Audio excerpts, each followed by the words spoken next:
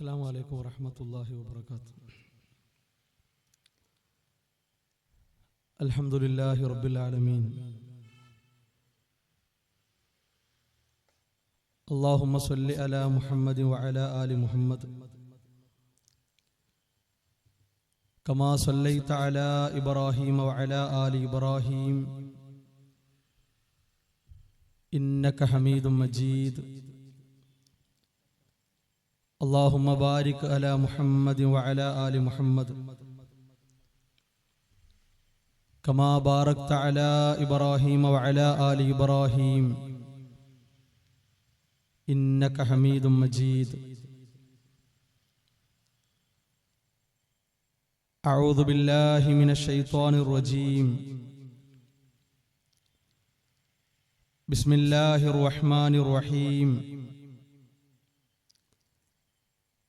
يا أيها الذين آمنوا اتقوا الله حق تقاته ولا تموتن إلا وأنتم مسلمون. يا أيها الذين آمنوا اتقوا الله وقولوا قولا سديدا يصلح لكم أعمالكم ويغفر لكم ذنوبكم ومن يطع الله ورسوله فقد فاز فوزا عظيما. ബഹുമാനമുള്ള വിശ്വാസികളെ, സഹോദരങ്ങളെ, സഹോദരിമാരെ, ഈ പ്രദേശത്തും പരിസരങ്ങളിലും ഈ പരിപാടിയെ ശ്രദ്ധിച്ചുകൊണ്ടിരിക്കുന്ന നല്ലവരായിട്ടുള്ള സുഹൃത്തുക്കളെ, നാട്ടുകാരെ, അള്ളാഹുവിൻ്റെ കൽപ്പനകളും നിർദ്ദേശങ്ങളും ജീവിതത്തിൻ്റെ എല്ലാ സന്ദർഭങ്ങളിലും കഴിവിൻ്റെ പരമാവധി സൂക്ഷിച്ച് പാലിച്ച് ജീവിതത്തെ ക്രമീകരിക്കണം, ചിട്ടപ്പെടുത്തണമെന്ന് ഉണർത്തുകയാണ്, ഉപദേശിക്കുകയാണ്.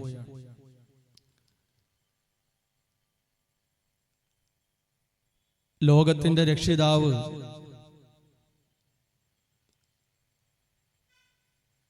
അവൻ്റെ അടിമകളിൽ വിശിഷ്ടരായിട്ടുള്ള പ്രത്യേകത നൽകപ്പെട്ടിട്ടുള്ള മനുഷ്യർ അവരുടെ ജീവിതവും ഇടപാടുകളും ക്രയവിക്രയങ്ങളും പെരുമാറ്റ മര്യാദകളും വിശ്വാസ ആചാര അനുഷ്ഠാനങ്ങളും ഏതെല്ലാം രൂപത്തിലാകണം എന്ന് ആർക്കും മനസ്സിലാക്കാനും ഉൾക്കൊള്ളാനും കഴിയുന്ന രൂപത്തിൽ വളരെ എളുപ്പമായ നിലക്ക് പഠിപ്പിച്ചു തന്നിട്ടുള്ള മാർഗമാണ് വിശുദ്ധ ഇസ്ലാം എന്നത്. ഇസ്ലാമിന്റെ പേരിലും വേഷത്തിലുമൊക്കെ ഓരോ കാലഘട്ടങ്ങളിലും വ്യത്യസ്ത മുഖങ്ങളോടുകൂടി പല വിഭാഗങ്ങളും ലോകത്ത് ഉടലെടുത്ത ഒരു സാഹചര്യമുണ്ടായപ്പോൾ ഇസ്ലാമിനെ കൃത്യമായി വായിക്കുന്നവരും പഠിക്കുന്നവരും കുറഞ്ഞു വരികയും വികലമായ തെറ്റായ രൂപത്തിൽ അതിനെ പ്രചരിപ്പിക്കുന്ന ആളുകളും അതിൻ്റെ വക്താക്കളും വർദ്ധിച്ചു വരുന്ന അപകടകരമായ സാഹചര്യവും ഉണ്ടായി. ഇസ്ലാം മാത്രം അനുഭവിച്ചിട്ടുള്ള ഒരു പ്രശ്നമല്ല ഇത്. ലോകത്ത് ഏതൊരു കാര്യം എടുത്ത് പരിശോധിക്കപ്പെട്ടാലും യാഥാർത്ഥ്യത്തെ വെല്ലുന്ന നിലക്ക് അസത്യങ്ങൾ, വ്യർത്ഥമായിട്ടുള്ള കാര്യങ്ങൾ തല ഉയർത്തി വന്നിട്ടുണ്ട് എന്നത് നിഷേധിക്കാനാവാത്ത വസ്തുതയാണ്. അത്തരം ഘട്ടങ്ങളിൽ ഓരോരുത്തരും സമൂഹത്തിൽ നിർവഹിച്ചു പോന്നിട്ടുള്ള ഒരു കാര്യമുണ്ട്. ഏതാണ് ശരി, ഏതാണ് തെറ്റ് എന്ന് മുഖം നോക്കാതെ പറഞ്ഞു കൊടുക്കുന്ന, വിശദീകരിച്ചു കൊടുക്കുന്ന സവിശേഷമായ ഒരു കാര്യമായിരുന്നു അത്. യാഥാർത്ഥ്യങ്ങൾക്ക് വിരുദ്ധമായ വിഷയങ്ങൾ ഉണ്ടാകുമ്പോൾ ഇതാണ് ശരി, അതിന്റെ കാരണം ഇതാണ്,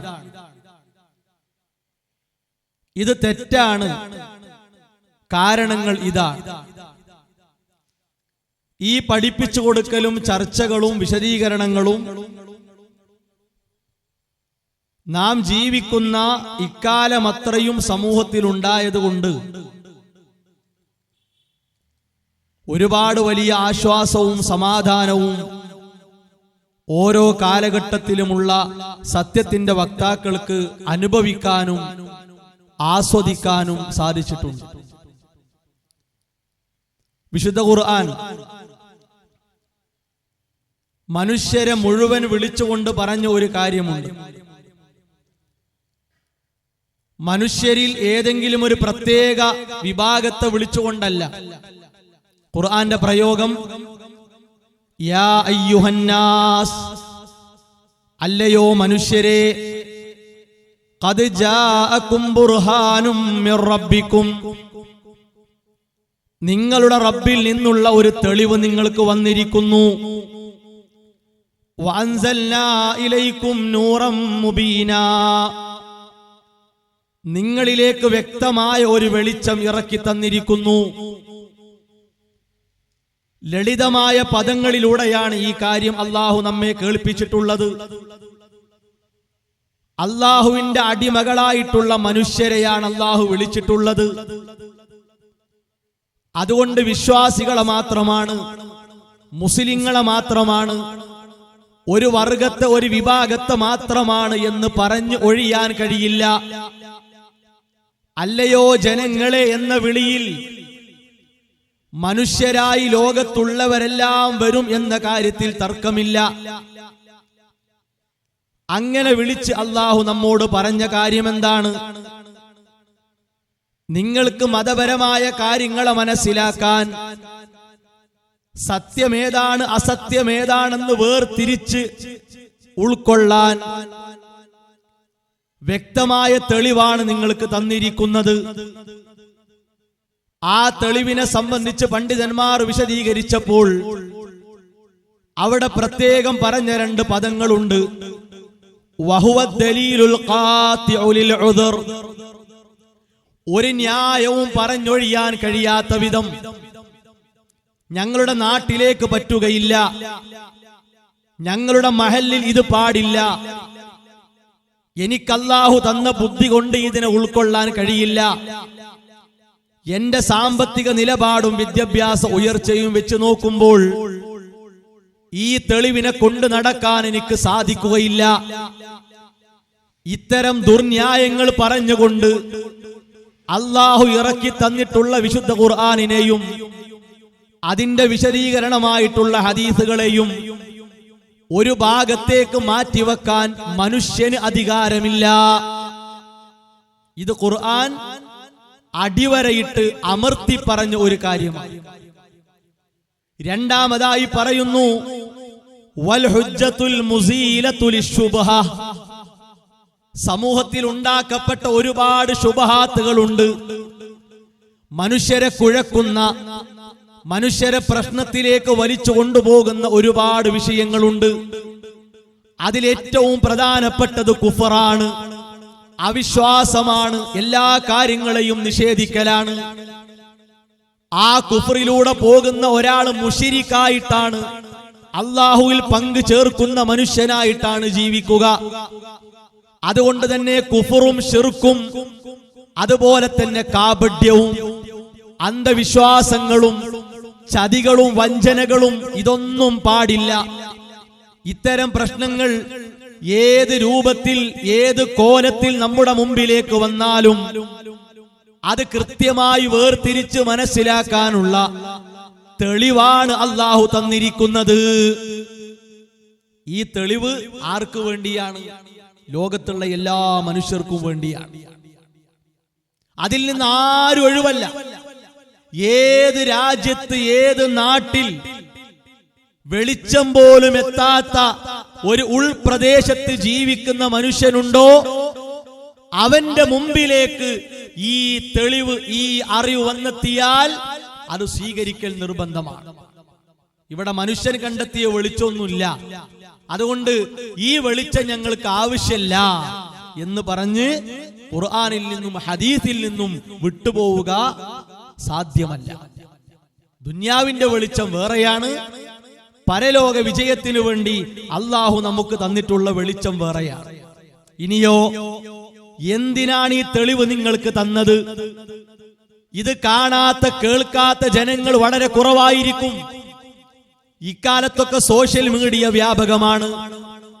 എവിടെ നോക്കിയാലും പരതിയാലും വിശുദ്ധ ഖുർആനെ കുറിച്ചും നബി സല്ലല്ലാഹു അലൈഹി വസല്ലമയുടെ ജീവിതത്തെ കുറിച്ചും ഇസ്ലാമിന്റെ വിപ്ലവകരമായ വിജയങ്ങളെ കുറിച്ചുമുള്ള വാർത്തകൾ കേൾക്കാനുള്ള സൗകര്യം ധാരാളമാണ്.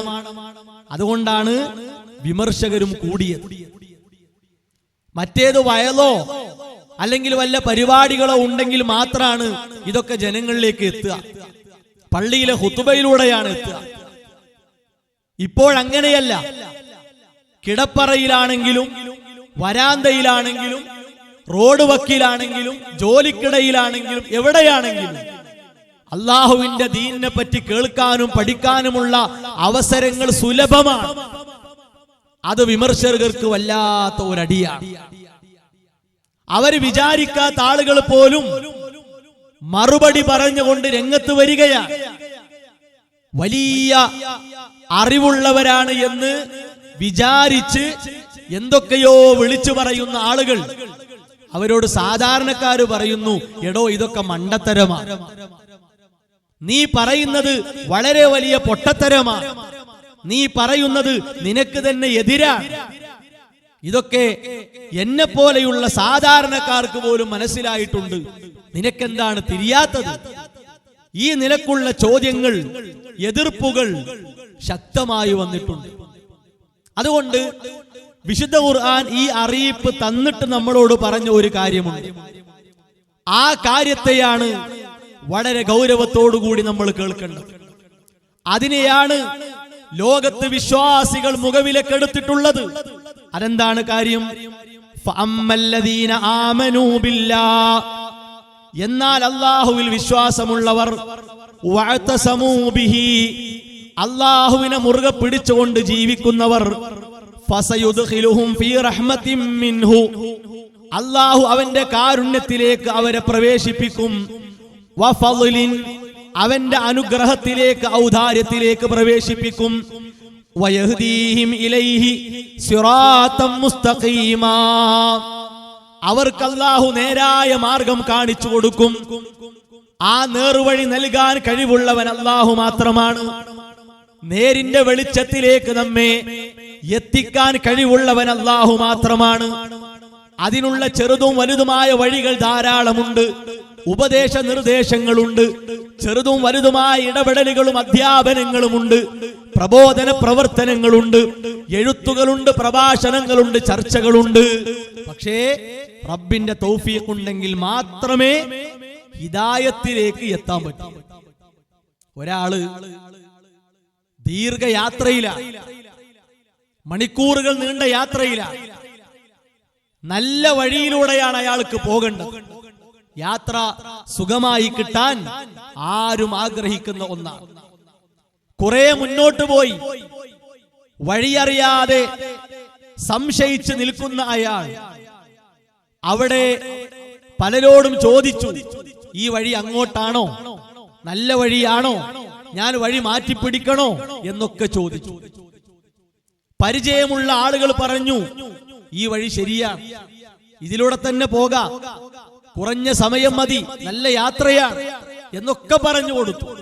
വീണ്ടും അയാൾ അത്രയും പരിചയമുള്ള, ആ വഴിയെപ്പറ്റി ധാരണയുള്ള, നല്ല ബോധമുള്ള, ആ വഴിയിലൂടെ അടുത്ത സമയം പോലും പോയി പരിചയമുള്ളവർ വളരെ വ്യക്തമായി പറഞ്ഞു കൊടുത്തിട്ടും അയാളുടെ മുമ്പിൽ കണ്ട ഇടവഴിയിലൂടെ, കുഴികളുള്ള വഴിയിലൂടെ, കേടായ വഴിയിലൂടെ, ദൈർഘ്യമേറിയ വളഞ്ഞ വഴിയിലൂടെ അയാൾ പോകാൻ തീരുമാനിച്ചാൽ നോക്കി നിൽക്കുന്നവരെന്താ പറയാ?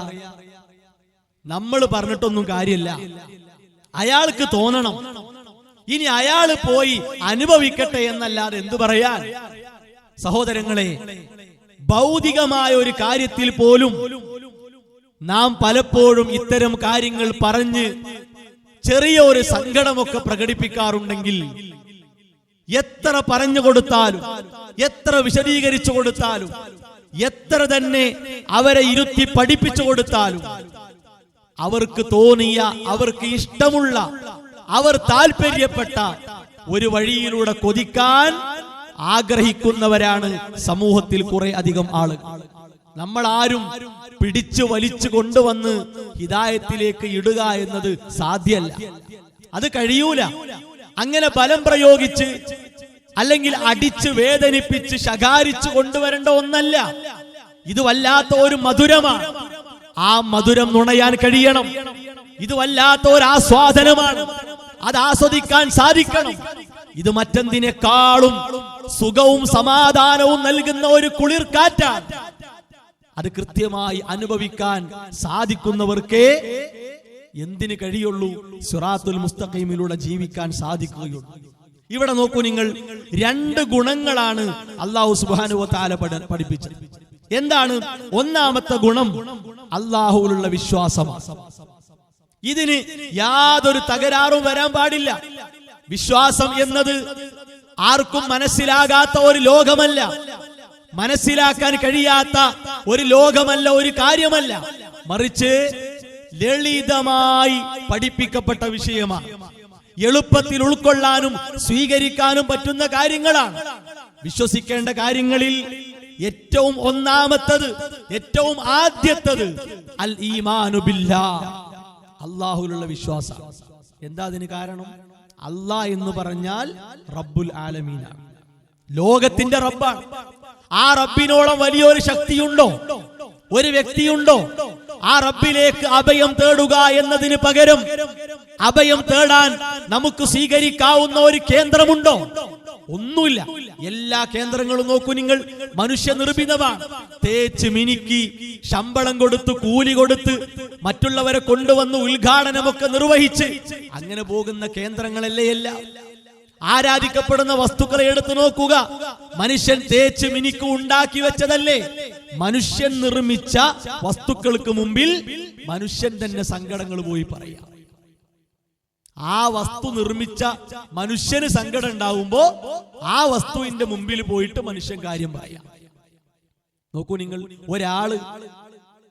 അയാള് മരിച്ചു കഴിഞ്ഞ, അയാൾക്ക് എന്തോ ഉണ്ടെന്ന് കരുതി അയാൾ മറമാടപ്പെട്ട സ്ഥലം കെട്ടി ഉയർത്താൻ, അയാളുടെ ഖബറിന്റെ മേൽ എടുപ്പുണ്ടാക്കാൻ ആ നാട്ടിൽ നല്ല പണിയറുന്ന ആളുകളെ വിളിച്ചു കൊണ്ടുവരിക, അതിന് മീറ്റിംഗ് കൂടുക, കാര്യങ്ങൾ തീരുമാനിക്കുക, എസ്റ്റിമേറ്റ് ഇടുക, ഇത്ര വരും, ശരി നമുക്ക് പിരിക്കാം.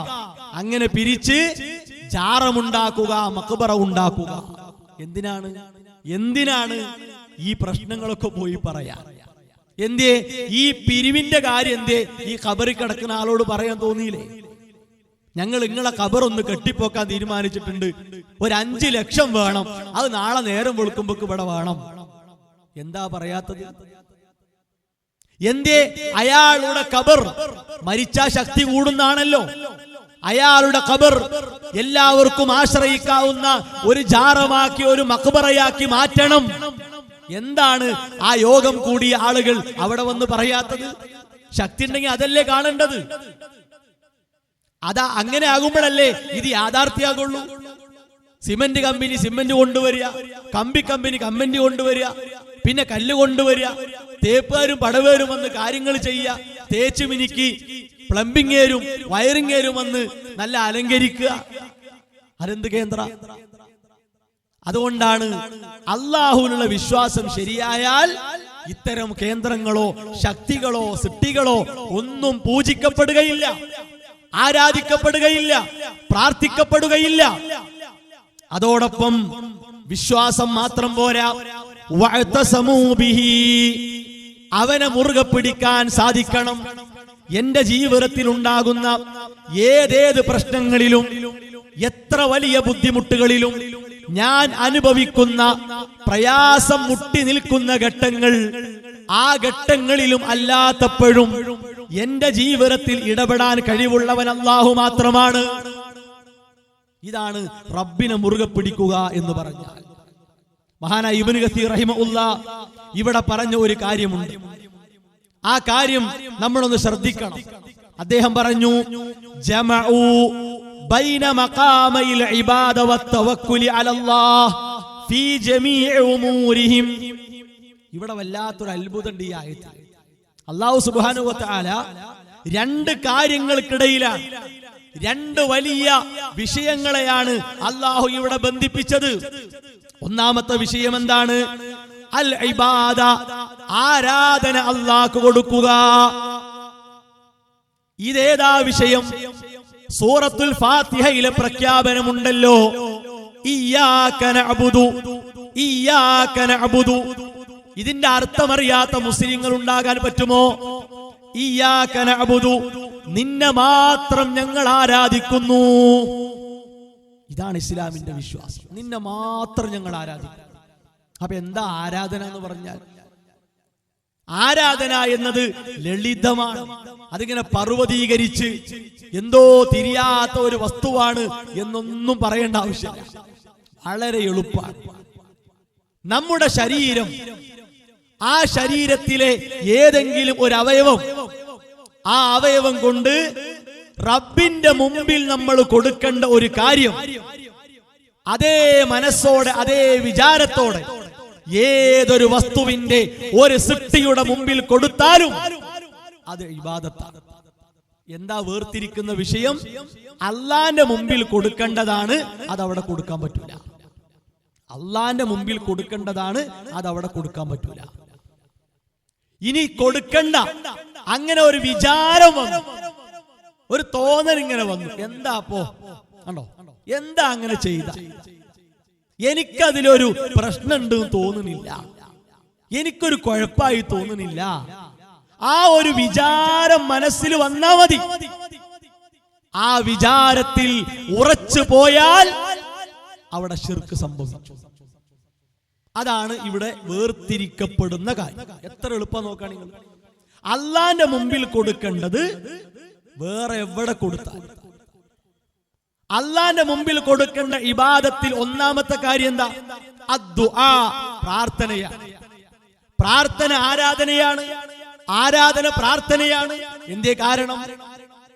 പ്രാർത്ഥനയില്ലാത്ത ഒരാരാധനയില്ല, പ്രാർത്ഥനയില്ലാത്ത ഒരാരാധനയില്ല.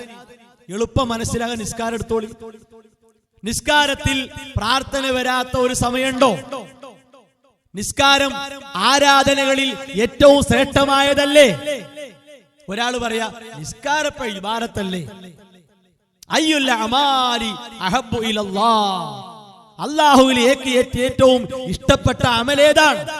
റസൂലുള്ളാഹി സ്വല്ലല്ലാഹു അലൈഹി വസല്ലം പറഞ്ഞു, അസ്സലാത്തു അലാ വഖ്തിഹാ, സമയബന്ധിതമായി നിസ്കരിക്കലാണ്. ഞാനൊക്കെ പഠിച്ചത് നിസ്കാരം ഇബാദത്ത് ആരാധന എന്നാണ്. അതിനൊപ്പം ഒരു പ്രാർത്ഥനയാക്കാനൊന്നും എനിക്ക് പറ്റൂല എന്നൊരാൾ പറഞ്ഞാൽ നമ്മൾ ഒറ്റ ചോദ്യമാണ്, അല്ലാഹു അക്ബർ എന്ന് പറഞ്ഞിട്ട് പിന്നെ നീ ചൊല്ലുന്ന കാര്യം എന്താ? ഞാനെന്താ വജ്ജഹ്തു വജ്ഹിയ ലില്ലദീ, അല്ലെങ്കിൽ അല്ലാഹുമ്മ ബഅദ് ബൈനി. അതെന്താ? അത് പ്രാർത്ഥന. ഇത് ഇബാദത്താണെങ്കിൽ പിന്നെ എങ്ങനെ പ്രാർത്ഥനയിൽ വരിക? അപ്പൊ ഇബാദത്ത് ആണോ അതിൽ പ്രാർത്ഥനയുണ്ട്.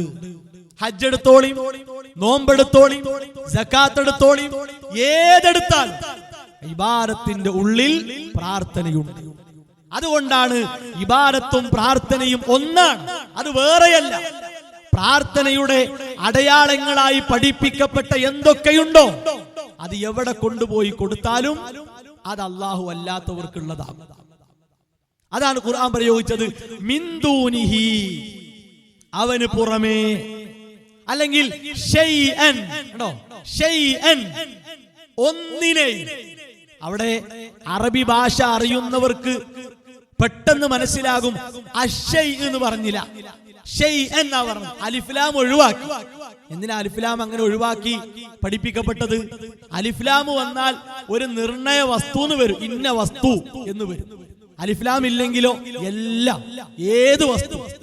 മിൻ ദൂനിഹി, അവന് പുറമേ, അല്ലാഹ്ക്ക് പുറമേ അവന്റെ സൃഷ്ടികളിൽ ഏതിനോട് തേടിയാൽ, ഏതിന്റെ മുമ്പിൽ ഈ കാര്യം കൊണ്ടുപോയി കാഴ്ചവെച്ചാൽ, അർപ്പിച്ചാൽ അത് ഇബാദത്താണ്. ഇത് അല്ലാഹ്ക്ക് മാത്രം കൊടുക്കേണ്ട സംഗതിയാണ്. ഇതിലെന്തത്ര വാശിയുള്ളത്? ഇതിലെന്ത് തീവ്രതയാണ്? ഇതിലെന്ത് വർഗീയതയാണ്? ഇതിലെന്ത് വിഭാഗീയതയാണ്? ഇത് പറഞ്ഞാൽ എന്ത് കുഴപ്പമുണ്ടാകുക? അങ്ങനെ കുഴപ്പമുണ്ടാകണമെങ്കിൽ ലോകാരംഭം മുതൽ കുഴപ്പമുണ്ടാകണ്ടേ? എത്ര നൂറ്റാണ്ടുകൾ കഴിഞ്ഞു ഈ ലോകം ഉണ്ടായിട്ട്, അല്ലേ? അള്ളാഹുവിന്റെ സൃഷ്ടിയായ ഈ ലോകമുണ്ടായിട്ട് നൂറ്റാണ്ടുകൾ കഴിഞ്ഞില്ലേ? ആ ലോകത്തിൽപ്പെട്ട അള്ളാഹുവിന്റെ നിയമങ്ങളെ ശ്രദ്ധിക്കാൻ കഴിയാത്തവർ അവരുടെ ഇഷ്ടങ്ങൾക്ക് വേണ്ടി കുഴപ്പമുണ്ടാക്കി എന്നല്ലാതെ അള്ളാഹുവിന്റെ നിയമത്തിൽ ഒരു മൺതരി വലിപ്പമുള്ള നിയമം പോലും ലോകത്ത് കുഴപ്പമുണ്ടാക്കിയിട്ടില്ല. അതിൽ മനുഷ്യന്മാരെ ഇടപെട്ടപ്പോ കുഴപ്പമുണ്ടായി. അങ്ങനെയാണ്. നല്ല ശുദ്ധമായി ഒഴുകുന്ന ഒരു തടാകം, നല്ല ശുദ്ധമായ തടാകം, എല്ലാവർക്കും വേണമെങ്കിൽ അതിലെ വെള്ളം എടുത്ത് കുടിക്കാം, അത്ര ഉറപ്പുണ്ട് അത് ശുദ്ധാണെന്ന്. പിന്നെ കുറെ കഴിഞ്ഞപ്പോ അതിന്റെ മണമൊക്കെ മാറാൻ തുടങ്ങി. ചില ആൾക്കാർക്ക് തോന്നുക ഇതെന്തോ ഒരു വാസന ഉണ്ട്. അവിടുന്ന് ഇവിടുന്നൊക്കെ വേണ്ടാത്ത ചപ്പും ചവറും മാലിന്യങ്ങളൊക്കെ ഇതിൽ നിന്ന് ഇങ്ങനെ കിട്ടുന്നുണ്ട്. എന്താപ്പത്, എവിടുന്നാപ്പത്? അപ്പൊ നോക്കുമ്പോ എന്താ, ഇതിനെ ശുദ്ധമായി ഉപയോഗിച്ചിരുന്ന മനുഷ്യർക്കിടയിൽ നിന്ന് ചില ആളുകള് അതിൽ മൂത്രയിക്കാൻ തുടങ്ങി, അതിൽ വിസർജിക്കാൻ തുടങ്ങി, മാലിന്യങ്ങൾ കൊണ്ടുപോയി ഇടാൻ തുടങ്ങി. അത് ഓരോ സൈഡിൽ നിന്ന് ഇങ്ങനെ വരാൻ തുടങ്ങി. അപ്പോഴാണ് ഈ വെള്ളത്തിന്റെ മണത്തിനും നിറത്തിനും രുചിക്കും മാറ്റം വരാൻ തുടങ്ങിയത്. പിന്നെ ആരാതെടുക്കുക? അവിടെയാണ് ഒരു ശുദ്ധീകരണ പ്രവർത്തനം അനിവാര്യമാണ്. ഇത്തരം ആളുകളെ പിടിച്ചു കെട്ടണം, അവർക്ക് നേരെ നിയമ നടപടിയെടുക്കണം. അവരാണ് ഈ വെള്ളത്തെ മലിനമാക്കിയ ശത്രുക്കൾ.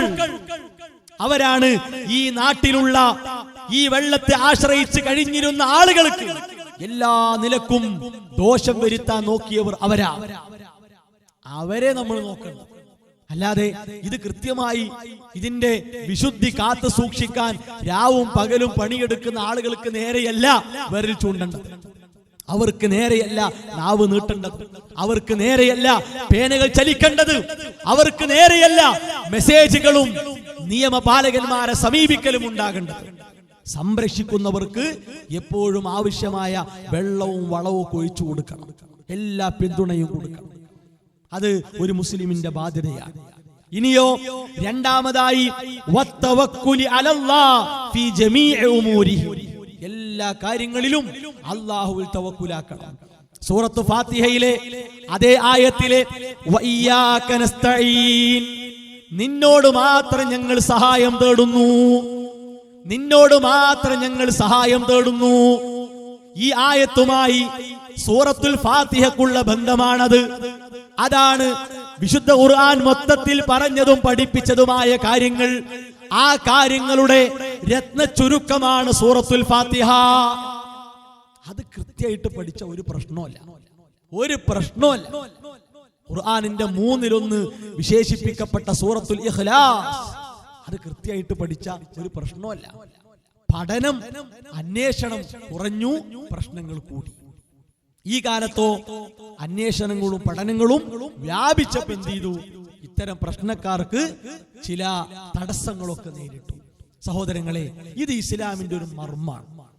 ഇതിനെ ഒരിക്കലും നമ്മൾ തച്ചുടക്കാനോ എറിഞ്ഞുടക്കാനോ ഇതിനെ തെറ്റിക്കാൻ വേണ്ടി എന്തെങ്കിലുമൊക്കെ ഉണ്ടാക്കി കൊണ്ടുവരും. അപ്പൊ നോക്കൂ നിങ്ങൾ, നബി സല്ലല്ലാഹു അലൈഹി വസല്ലമ ഈ കാര്യം വളരെ സ്നേഹത്തോടെ തന്റെ കുടുംബക്കാരെ വിളിച്ചുകൂട്ടി പറഞ്ഞല്ലോ. ആദ്യം ചെയ്ത പണി അതാണ്. തന്റെ കുടുംബക്കാരെ മൊത്തം വിളിച്ചുകൂട്ടി ഈ കാര്യം പറഞ്ഞപ്പോ ഒരാൾ എതിർത്തു. ശപിക്കപ്പെട്ട അബൂലഹബ് എതിർത്തു. വേറെ ആരും എതിർത്തില്ല. ബാക്കിയുള്ളവരെ മുഖത്തൊക്കെ എന്തോ ഒരു ഇഷ്ടക്കുറവുണ്ട്. അവരങ്ങനെ തിരിഞ്ഞു പോയി. പിന്നെയോ ഈ ഖുറൈശികളെ പിഴപ്പിക്കാൻ വേണ്ടി പിശാചിന്റെ സഹായത്താൽ കടന്നു വന്ന ശപിക്കപ്പെട്ട ഒരുത്തനുണ്ടായിരുന്നു, അംർ ബിൻ ലുഹൈ എന്ന് പറയുന്ന മനുഷ്യൻ. അവൻ പിന്നെ കടന്നു വരികയാണ്. അവനെ ശൈത്വാൻ ഒരു തത്വം പഠിപ്പിച്ചു. ആ തത്വം എന്താ അറിയോ? അംർ ബിൻ ലുഹൈ കഅബ എങ്ങനെ തവാഫ് ചെയ്യാം. ആ സമയത്ത് ലബ്ബൈക് അല്ലാഹുമ്മ ലബ്ബൈക് ലബ്ബൈക ലാ ശരീക ലക ലബ്ബൈക്, അല്ലാഹ് നിന്റെ വിളിക്ക് ഉത്തരം തന്നിരിക്കുന്നു, നിനക്ക് യാതൊരു പങ്കാളിയുമില്ല. ഇതും പറഞ്ഞിങ്ങനെ തവാഫ് ചെയ്യുമ്പോ മുമ്പിന്ന് ഒരാൾ പറയുന്നു, ഇല്ലാ ശരീകൻ, ഒരു പങ്കാളി ഒഴികെ, തംലികുഹു വമാ മലക്, നീ എന്താണോ ഉടമപ്പെടുത്തി കൊടുത്തത് അതിന് കഴിയുന്ന ഒരു പങ്കാളി ഉണ്ട്. അപ്പൊ ഈ ചങ്ങായി കുടുങ്ങി. ഈ ചങ്ങായി ഇത് കേട്ട് വസ്വാസിലായിട്ട് അങ്ങനൊന്നുമില്ല, അങ്ങനെ ഉണ്ട്. അതാരാ? ശൈത്വാനാണ്. ആ ശൈത്വാൻ ഇവനെ പഠിപ്പിക്കുകയാണ്. അത് കേട്ട് പഠിച്ചിട്ട് നേരെ ഖുറൈശികളോട് പോയിട്ട് പറഞ്ഞു കൊടുക്കുകയാണ്, ഒരു പങ്കാളി ഉണ്ട്. എന്താണ് ആ പങ്കാളിന്റെ പ്രത്യേകത? അല്ലാഹ് കൊടുത്തത് നമുക്ക് ആ പങ്കാളിയോട് ചോദിക്കാം. കൊടുത്ത കഴിവാണ് ചോദിക്കാം. ആ പങ്കാളി ഇലാഹൊന്നുമല്ല, ആ പങ്കാളി റബ്ബല്ല, ആ പങ്കാളി സ്രഷ്ടാവല്ല, ആ പങ്കാളി അന്നം തരുന്ന ആളല്ല, ആ പങ്കാളി സർവ്വം നിയന്ത്രിക്കുന്ന ആളല്ല, എല്ലാറ്റിന്റെ അധികാരമുള്ള ആളൊന്നുമല്ല. ഒരു ശക്തി അല്ലാഹ് എന്തോ ചില കഴിവ് കൊടുത്തിട്ടുണ്ട്, അങ്ങനത്തെ ഒരു ശക്തിയാണ്. അപ്പൊ ആ ശക്തിയോട് പോയിട്ട് നമുക്ക് എന്തു ചോദിക്കാം. അങ്ങനെയാണ് ലാത്തയും ഉസ്സയും മനാത്തയും ഒക്കെ വിഗ്രഹ രൂപത്തിൽ ആരാധിക്കപ്പെടുന്ന അവസ്ഥ ഉണ്ടായത്. ഈ തത്വം പിന്നീട് എന്ത് ചെയ്തു? കൈമാറ്റപ്പെട്ട് ഇങ്ങനെ പോന്നു. അത് ഷിയാക്കൾ ഏറ്റെടുത്തു, സൂഫികൾ ഏറ്റെടുത്തു, ബറേൽവികൾ ഏറ്റെടുത്തു. അതങ്ങനെ വന്ന് വന്ന് നമ്മുടെ കേരളത്തിലേക്കും അത് പകർന്നു. 920 കാലഘട്ടം ഇസ്ലാമിനെ കുറിച്ച് കൃത്യമായ ധാരണയും ബോധവും ഇല്ലാത്ത കാലഘട്ടം. വളരെ കുറഞ്ഞ വിരളമായ ആളുകൾ പുറത്തെവിടൊക്കെയോ പോയി അവർക്ക് കിട്ടിയ വഴിയിലൂടെ പഠിച്ചു വന്ന ഒരു കാലഘട്ടം. അത്രയൊക്കെ തന്നെ ഉള്ളൂ.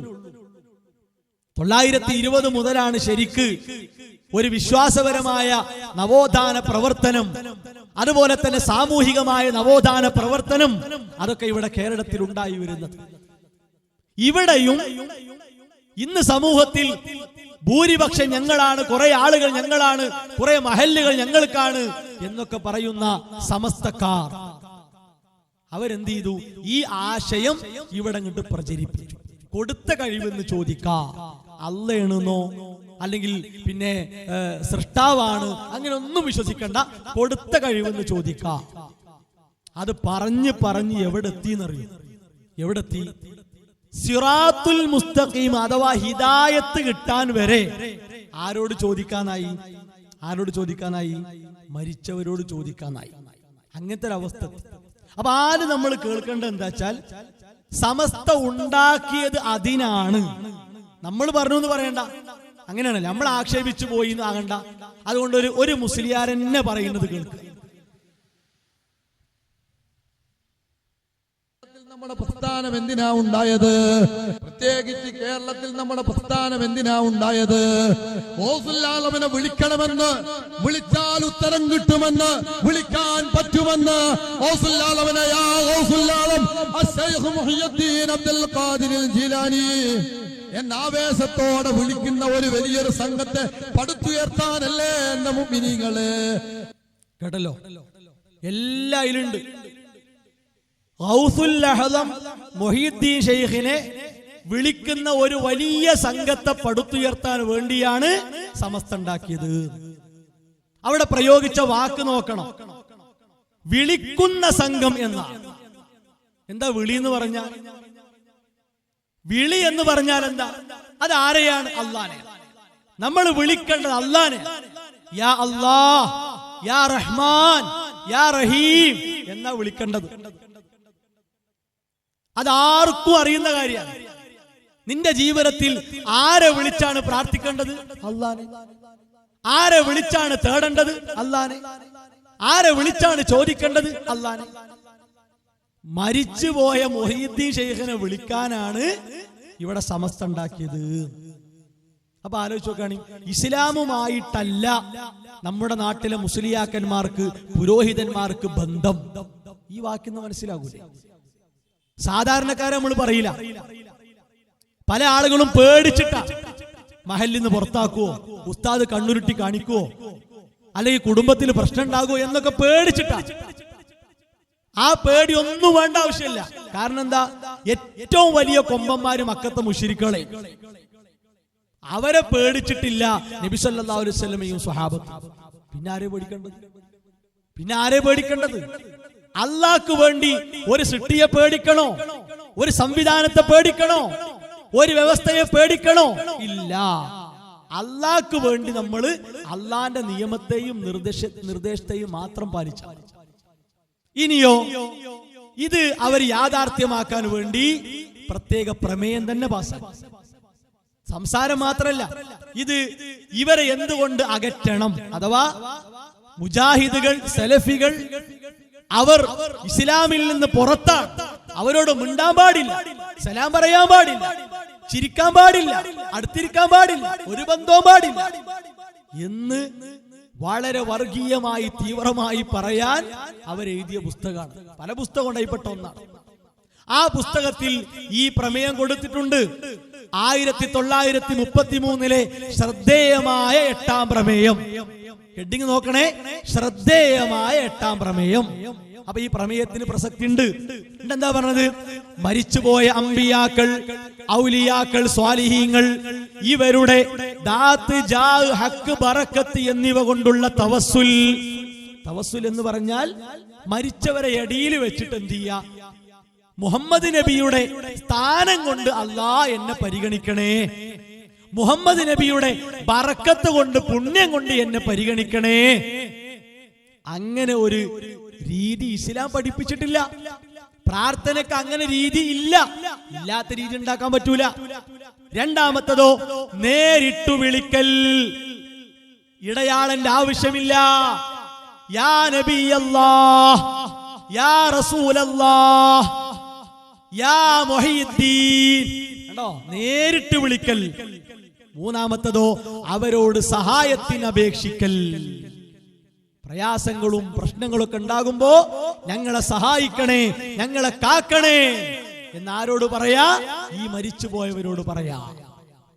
ഈ പ്രമേയം അംഗീകരിക്കാത്ത ആളെ ഖാദി സ്ഥാനത്തേക്ക് പറ്റൂല. ആ പ്രമേയത്തിന്റെ ബാക്കിയാണ്. ഖാദി സ്ഥാനത്തേക്ക് പറ്റൂല. ഖതീബ്, മുദർരിസ്, ഇമാമത്ത് ഒന്നിനും പറ്റൂല. ഇത് അംഗീകരിക്കാത്ത ഒരാൾക്ക് സമസ്തയിൽ നിൽക്കാൻ പറ്റൂല. പൊന്നാര ഉസ്താദുമാരെ, ഇതെന്ത് വ്യവസ്ഥ? ഒരാൾക്ക് മുസ്ലിം ആകണമെങ്കിൽ അഷ്ഹദു അല്ലാ ഇലാഹ ഇല്ലല്ലാഹ് വ അഷ്ഹദു അന്ന മുഹമ്മദർ റസൂലുള്ളാഹ് സ്വല്ലല്ലാഹു അലൈഹി വസല്ലമ, ഈ ഷഹാദത്ത് കലിമയാണ്. ഈ ഷഹാദത്ത് കലിമ ചൊല്ലി ഇസ്ലാമിലേക്ക് വന്ന ഒരാളെ അതിൽ നിന്ന് പുറത്താക്കുന്ന ഒരു പ്രമേയം പാസാക്കിയിട്ട് എത്ര ആളുകളെ നിങ്ങൾ പ്രയാസപ്പെടുത്തി, എത്ര ആളുകളെ നിങ്ങൾ വേദനിപ്പിച്ചു. ഇത് നമ്മൾ തുറന്നു പറഞ്ഞപ്പോ നമ്മൾ മോശക്കാർ, നമ്മൾ ഇസ്ലാമിനെതിരായി പറയുന്നവർ. എന്തൊരു വിരോധാഭാസമാണിത്. മാത്രവുമല്ല, അല്ലാഹു അല്ലാത്തവരോട് പ്രാർത്ഥിക്കൽ അനുവദനീയമാണോ? ചോദ്യം നോക്കണേ. എല്ലാവരും ശ്രദ്ധിക്കണം. ഇത് കേൾക്കുന്ന സാധാരണക്കാർ പ്രത്യേകം ശ്രദ്ധിക്കുക. ഇല്ലാത്ത ഒരു കാര്യമല്ല വായിച്ചു പോകുന്നത്. ഇന്നും തിരുത്തപ്പെടാതെ, മായ്ക്കപ്പെടാതെ ഈ പുസ്തകം വിറ്റുകൊണ്ടിരിക്കുന്നു. ആരാ എഴുതിയത്? സമസ്ത വിഭാഗത്തിലെ തലമുതിർന്ന ഒരു മുസ്ലിയാർ, പൊന്മള അബ്ദുൽ ഖാദർ മുസ്ലിയാർ. അദ്ദേഹത്തിന്റെ ഫതാവ മുഹയ്യിസുന്ന, അതിന്റെ 2ാം വാള്യം 38ാമത്തെ പേജ്. ചോരെന്തറിയോ? മുഹീദ്ദീൻ ശൈഖയെ രക്ഷിക്കണേ, ബദരീങ്ങളെ കാക്കണേ എന്നിങ്ങനെ മരിച്ചുപോയവരെ വിളിച്ചു പ്രാർത്ഥിക്കുന്നത് അനുവദനീയമാണോ? ഒരു മതവിധിയാട്ടോ പറയണത്, ശ്രദ്ധിക്കണേ. ഒരു മതവിധിയാണ് പറയുന്നത്. എന്താ ഉത്തരം? അനുവദനീയമാണ്. വിളിച്ചു പ്രാർത്ഥിക്കൽ അനുവദനീയമാണ്. ആലോചിച്ചു നോക്കണം. ഇങ്ങനെ ഒരായത്ത്, അല്ലാഹു അല്ലാത്തവരോട് വിളിച്ചു പ്രാർത്ഥിക്കാം എന്ന ഒരായത്ത്, ഒരൊറ്റ ആയത്ത് അവിടെ മുസ്ലിയാർ കൊടുത്ത ഒരായത്തുണ്ട്. അത് ആ വിഷയവുമായിട്ട് ബന്ധേയില്ല. അതുകൊണ്ടാണ് ബന്ധമുള്ള ഒരായത്ത് കൊണ്ടുവരാൻ പറയുന്നത്. ഏത് ഉസ്താദ് കൊണ്ടുവന്നാലും വേണ്ടിയില്ല, ഏത് ഉസ്താദിനെ നമുക്ക് സ്വാഗതം ചെയ്യാം. ഇൻഷാ അല്ലാഹ് കൊണ്ടുവരട്ടെ. ഒരൊറ്റ ആയത്ത് കൊണ്ടുവന്നാൽ മതി. അല്ലാഹു അല്ലാത്തവരോട് വിളിച്ച് പ്രാർത്ഥിക്കുന്നവർ, വിളിച്ച് തേടുന്നവർ എന്ന ഖുർആനിലുള്ളത്. അല്ലാഹു അല്ലാത്തവരോട് വിളിച്ച് തേടുന്നവർ ഇസ്ലാമിന്റെ അകത്താണ്, തൗഹീദിന്റെ ആളുകളാണ് എന്നല്ല ഖുർആനിലുള്ളത്. പിന്നെ എങ്ങനെ അനുവദനീയാകുക? ഖുർആൻ പച്ചയായി ശിർക്ക് എന്ന് പഠിപ്പിച്ച ഒരു കാര്യത്തെ പുരോഹിതന്മാർ, മുസ്ലിയാക്കന്മാർ അനുവദനീയമാക്കി. ഇത് മതവിധിയാണ്. മതവിധി പറയണമെങ്കിൽ തുടക്കത്തിൽ ഞാൻ സൂചിപ്പിച്ചല്ലോ, ഗണ്ഡിതമായ തെളിവ്, ഗണ്ഡിതമായ തെളിവ്. ആ തെളിവില്ലാതെ എന്തെങ്കിലും വിളിച്ചു പറയാൻ പറ്റില്ല. ഇത് തീർന്നില്ല. ഇത് ബദർ മൗലിദാണ്. ബദർ മൗലിദ് എന്താ? എല്ലാ വീട്ടിലും ഈ സാധനം ചിലപ്പോൾ ഉണ്ടാവും. ഇത് ശുദ്ധല്ല, ഇത് അശുദ്ധമാണ്. എന്തേ കാരണം? അത്രക്ക് ശിർക്കും കുഫറുമാണ് ഇതിന്റെ ഉള്ളിൽ. അത് ഈ രണ്ട് വാക്ക് പറയുമ്പോൾ മനസ്സിലാകൂല. ഇതിലെ ഓരോ വരികളെടുത്ത് നമ്മൾ പരിശോധിച്ചാണ്ടല്ലോ സഹോദരങ്ങളെ, ഇത് കൈകൊണ്ട് തൊടാൻ തോന്നൂല. പല പരിപാടികളിലും പല രൂപത്തിലും ഈ കാര്യം നമ്മൾ ചർച്ചക്കെടുത്തിട്ടുണ്ട്. ഇതിലെ വളരെ അപകടകരമായ ഒരു വരി നോക്കൂ നിങ്ങൾ, 43-ാമത്തെ പേജ്. ബദർ മൗലിദിന്റെ പരിഭാഷയും വിശദീകരണവുമാണ്. ഇത് സമസ്ത അംഗീകരിക്കൂല എന്ന് പറയാൻ പറ്റൂല. നേരിട്ട് വിളിച്ചു ചോദിച്ചിട്ടുണ്ട്, ഈ സാധനമായിട്ട് നിങ്ങൾക്ക് ബന്ധമുണ്ടോ അല്ലേ? അപ്പൊ എന്താ മറുപടി പറഞ്ഞു? ഇത് സാക്ഷാൽ കാന്തപുരം അബൂബക്കർ മുസ്ലിയാർ നയിക്കുന്ന സമസ്തയുടേതാണ്. അങ്ങനെ മറുപടി. അപ്പൊ എന്താ നോക്കിക്കോളൂ, ഏതേതു പ്രശ്നങ്ങളായിരുന്നാലും ശരി, ഓരോ വാക്കും നോക്കണേ, ഏതേതു പ്രശ്നങ്ങളായിരുന്നാലും ശരി, ഐഹികമാകട്ടെ പാരത്രികമാകട്ടെ, രണ്ട് ലോകത്തേതുമാകട്ടെ, ഫിദ്ദുന്യാവൽ-ആഖിറ, ദുന്യാവും ആഖിറവും ആകട്ടെ, ബദരീങ്ങളെ വിളിച്ച് സഹായം തേടിയാൽ തീർച്ചയായും സഹായം ലഭിക്കപ്പെടും. ഇസ്ലാമിക പ്രമാണങ്ങളിൽ അതിന് മതിയായ രേഖകൾ പ്രസ്പഷ്ടമായിരിക്കെ ആ വാക്ക് കേട്ട് പേടിക്കൊന്നും വേണ്ട. എന്താ പ്രസ്പഷ്ടം? ഒരവ്യക്തതയില്ല, വളരെ വ്യക്തം എന്നാണ്. എന്നിട്ടോ അത് ശിർക്കാണെന്ന് പറയുന്നവരുടെ തലക്കാണ് വട്ട്. നിങ്ങൾ ആലോചിച്ചോ കളി, അത്രക്ക് വ്യക്താണ്. എന്താ സഹോദരങ്ങളെ, ഏതേത് പ്രശ്നങ്ങൾ, പനിയാകട്ടെ, ജലദോഷാകട്ടെ, മൂക്കടപ്പാകട്ടെ, ക്യാൻസർ ആകട്ടെ, എന്താകട്ടെ, സിറാത്ത് പാലത്തിലൂടെ പോകലാകട്ടെ, സ്വർഗത്തിലേക്കുള്ള പ്രവേശനമാകട്ടെ, വിചാരണ എളുപ്പമാകലാകട്ടെ, ഏതാകട്ടെ, അതൊക്കെ ബദരീങ്ങളെ ബദരീങ്ങളെ എന്ന് വിളിച്ചാൽ ഒക്കെ റെഡിയായി കിട്ടും. നിങ്ങൾ ആലോചിച്ച് നോക്കാണ്, നബി സല്ലല്ലാഹു അലൈഹി വസല്ലമ ബദർ യുദ്ധത്തിലേക്ക് പോകുമ്പോ കൂടുള്ളതാരാ?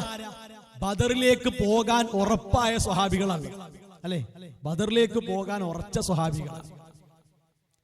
എന്നിട്ട് പോലും ബദർ യുദ്ധത്തിൽ പങ്കെടുക്കുന്നവർക്ക് നേതൃത്വം കൊടുക്കുന്ന നബി സല്ലല്ലാഹു അലൈഹി വസല്ലമ ഏറ്റവും ഭീതിതമായ പ്രയാസകരമായ നിമിഷങ്ങളിലൂടെ കടന്നുപോയപ്പോൾ എന്താ അവിടുന്ന് പറഞ്ഞത്?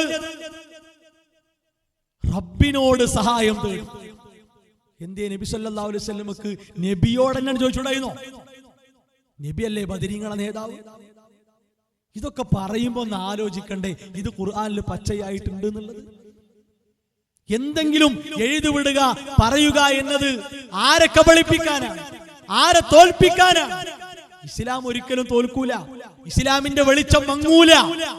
അതിനാര് വിചാരിച്ചിട്ടും കാര്യമില്ല. അതിനെ സംരക്ഷിക്കുന്നവൻ അല്ലാഹുവാണ്. അതിനെ പൂർത്തിയാക്കിയവൻ അല്ലാഹുവാണ്. അതിൽ തൃപ്തിയുള്ളത് അല്ലാഹുവിനാണ്. അതുകൊണ്ട് അതുമ്മേ ഒരു പോറലേൽക്കും, പിന്നല്ലേ അത് പൊളിയുന്നു. ഇതൊക്കെ ആരെ തോൽപ്പിക്കാനാണ്? എവിടെ ജയിക്കാനാണ്? ഇനി തീർന്നില്ല. നിങ്ങൾ ആലോചിച്ച് നോക്കാണി, ബദർ കഴിഞ്ഞിട്ട ഉഹുദ് ഉണ്ടായ. ഉഹുദില് റസൂലുള്ളാഹി സ്വല്ലല്ലാഹു അലൈഹി വസല്ലമക്ക് ശാരീരികമായ പ്രയാസങ്ങൾ ഉണ്ടായില്ലേ? എന്തൊക്കെ അവിടെ നിന്നുണ്ടായി? ചോര ഒലിച്ചില്ലേ? എന്തേ റസൂലുള്ളാഹി സ്വല്ലല്ലാഹു അലൈഹി വസല്ലമ യാ അഹ്ല ബദർ, ബദരീങ്ങളെ തടുക്കൂ ഇവരെ പറഞ്ഞോ? ഉസ്താദ്മാര് പറയട്ടെ, ഇത് എഴുതിന്റെ അടിസ്ഥാനത്തിലാണ് ചോദിക്കണം, വെറുതെ ചോദിക്കല്ലേ, ഇത് എഴുതിന്റെ അടിസ്ഥാനത്തിലാണ് ചോദിക്കണം.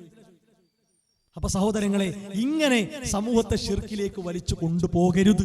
അതല്ല പണ്ഡിതന്മാർ ചെയ്യേണ്ടത്, ഉസ്താദുമാർ ചെയ്യേണ്ടത് അതല്ല, പണ്ഡിത ധർമ്മം അതല്ല. ഇനി നോക്കൂ, നിങ്ങൾ പറഞ്ഞ് എവിടെ എത്തിയറിയോ? ഹിദായത്ത് വരെ എന്ത് ചെയ്യാ? ഹിദായത്ത് വരെ എന്ത് ചെയ്യാ? ബദരീങ്ങളോട് പിന്നെ മൊഹീദി ശൈഖിനോട് ചോദിക്കാൻ. കേട്ടോ ഉസ്താദ് പറയട്ടെ, കേട്ടോ.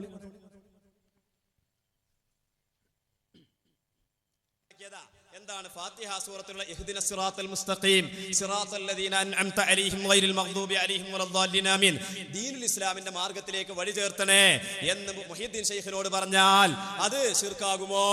അത് ഒരു മുസ്ലിം, മുഹ്യിദ്ദീൻ ശൈഖ് ഖാലിഖല്ല, ഒരു മുഹ്യിദ്ദീൻ ശൈഖ് മാത്രമാണ് എന്ന് വിശ്വസിക്കുന്ന ഒരു മുസ്ലിം അങ്ങനെ പറഞ്ഞാൽ ശിർക്കല്ല.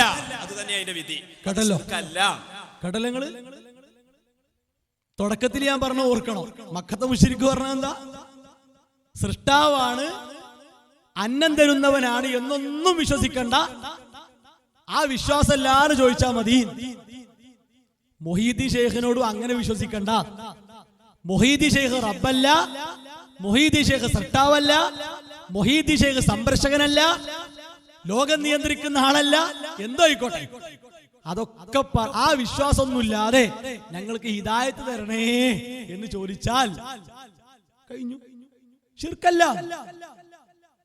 ഇതാണ് സഹോദരങ്ങളെ ശുദ്ധ ശിർക്കൻ വിശ്വാസം എന്ന് പറഞ്ഞാൽ. മനസ്സിലായോ? അതുകൊണ്ടാണ് നമ്മൾ ചോദിക്കുന്നത്, ഏത് ഇസ്ലാമിനെയാണ് ഇവർ പഠിച്ചത്? ഏത് ഖുർആനാണ് ഇവർ ഓതിയത്? റസൂലുള്ളാഹി സ്വല്ലല്ലാഹു അലൈഹി വസല്ലമ തന്റെ പിതൃവ്യൻ, ആ പിതൃവ്യൻ നബി സ്വല്ലല്ലാഹു അലൈഹി വസല്ലമക്ക് സംരക്ഷണം കൊടുത്ത ആളായിരുന്നു. ആ ഒരു സ്നേഹം വെച്ചുകൊണ്ട് അവിടുന്ന് ആവശ്യപ്പെട്ടു, ഖുൽ യാ അമ്മി ലാ ഇലാഹ ഇല്ലല്ലാഹ്, എന്റെ പിതൃവ്യ നിങ്ങൾ ഒന്ന് ലാ ഇലാഹ ഇല്ലല്ലാഹ് പറയും. ഈ മുസ്ലിയാര് പറഞ്ഞ പ്രകാരമാണ് നമ്മൾ എടുക്കുക. എന്തായാലും മൊഹീദ്ദി ശൈഖിനെക്കാളൊക്കെ എത്രയും മേലെയാണല്ലോ റസൂലുള്ളാഹി സ്വല്ലല്ലാഹു അലൈഹി വസല്ലമ. അതില് സംശയമുള്ള വല്ല മുസ്ലിയാക്കന്മാരുണ്ടോ? ഉണ്ടാവൂല, നീ പറയാൻ പറ്റൂല. റസൂലുള്ളാഹി സ്വല്ലല്ലാഹു അലൈഹി വസല്ലമ എല്ലാവരെക്കാളും അഷ്റഫാണ്, അഫ്ളല. എന്തേ റസൂലുള്ളാഹി സ്വല്ലല്ലാഹു അലൈഹി വസല്ലമ ഞാൻ റബ്ബല്ല, ഞാൻ ഖാലിഖല്ല, ഞാൻ റാസിഖല്ല, ഞാൻ ഇതാ എന്റെ പിതൃവിനെ ഹിദായത്തിലേക്കാക്കുന്നു, പിതൃവ്യാ കടന്നു വരൂ പറഞ്ഞോ. എന്താ അല്ലാഹ് അറിയിച്ചു കൊടുത്തത്? റസൂലുള്ളാഹി സ്വല്ലല്ലാഹു അലൈഹി വസല്ലമയോട് പറഞ്ഞത്, ഇന്നക ലാ തഹ്ദീ മൻ അഹ്ബബ്ത വലാകിന്നല്ലാഹ യഹ്ദീ മൻ യശാ.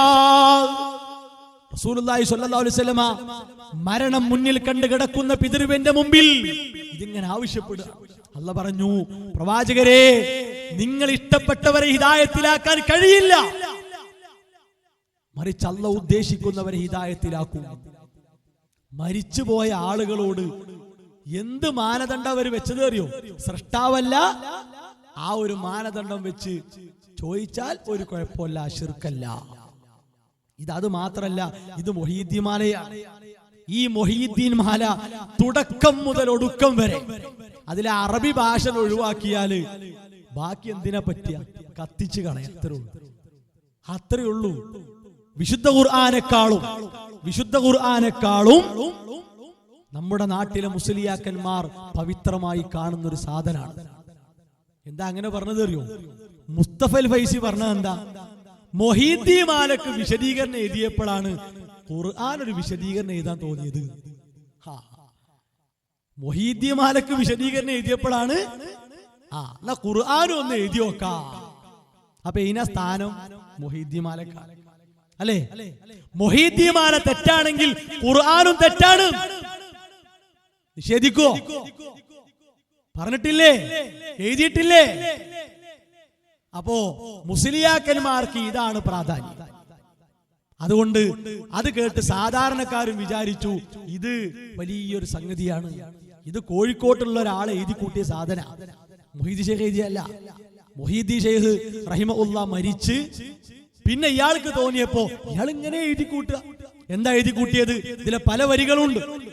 ചില വരികൾ നോക്കൂ നിങ്ങൾ, എത്ര അപകടകരമായ വരികളാണ്. അല്ലാ എന്ന് വരികളിലൂടെ ഇങ്ങനെ പറയാ. മുഹീദ്ദീൻ ഷെയ്ഖ് അള്ളയാണ് അള്ളയാണ് അള്ളയെന്ന് ഇങ്ങനെ പറഞ്ഞു പോവുക. അത്ര അപകടകരമായ വരികൾ.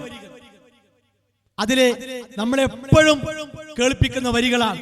ഭൂമിയൂരുണ്ട പോൽ എൻ കയ്യിലെന്നോവർ, ഭൂമി അതൊക്കെയും ഒരു ചുവടെന്നോവർ. ഭൂമി ഉരുണ്ട പോലെ മുഹീദ്ദീൻ ഷെയ്ഖിന്റെ കയ്യിലാണ്. നിങ്ങൾ ആലോചിച്ച് നോക്കാണ്, ഇതാരെ കൊണ്ട് കഴിയുന്ന കാര്യ സഹോദരങ്ങളെ? ഒരു സൃഷ്ടിയെ കൊണ്ട് സാധിക്കോ? അള്ളാഹുവിന്റെ മാത്രമായിട്ടുള്ള കഴിവിനെ ഈ സൃഷ്ടിക്ക് വകവെച്ചു കൊടുക്കുന്നു. തീർന്നില്ല, കഅബാനെ ചുറ്റുവാൻ കുത്തുബാണോരെല്ലാരും, കഅബൻ തവാഫന്നെ താൻ ചെയ്യുമെന്നോവർ.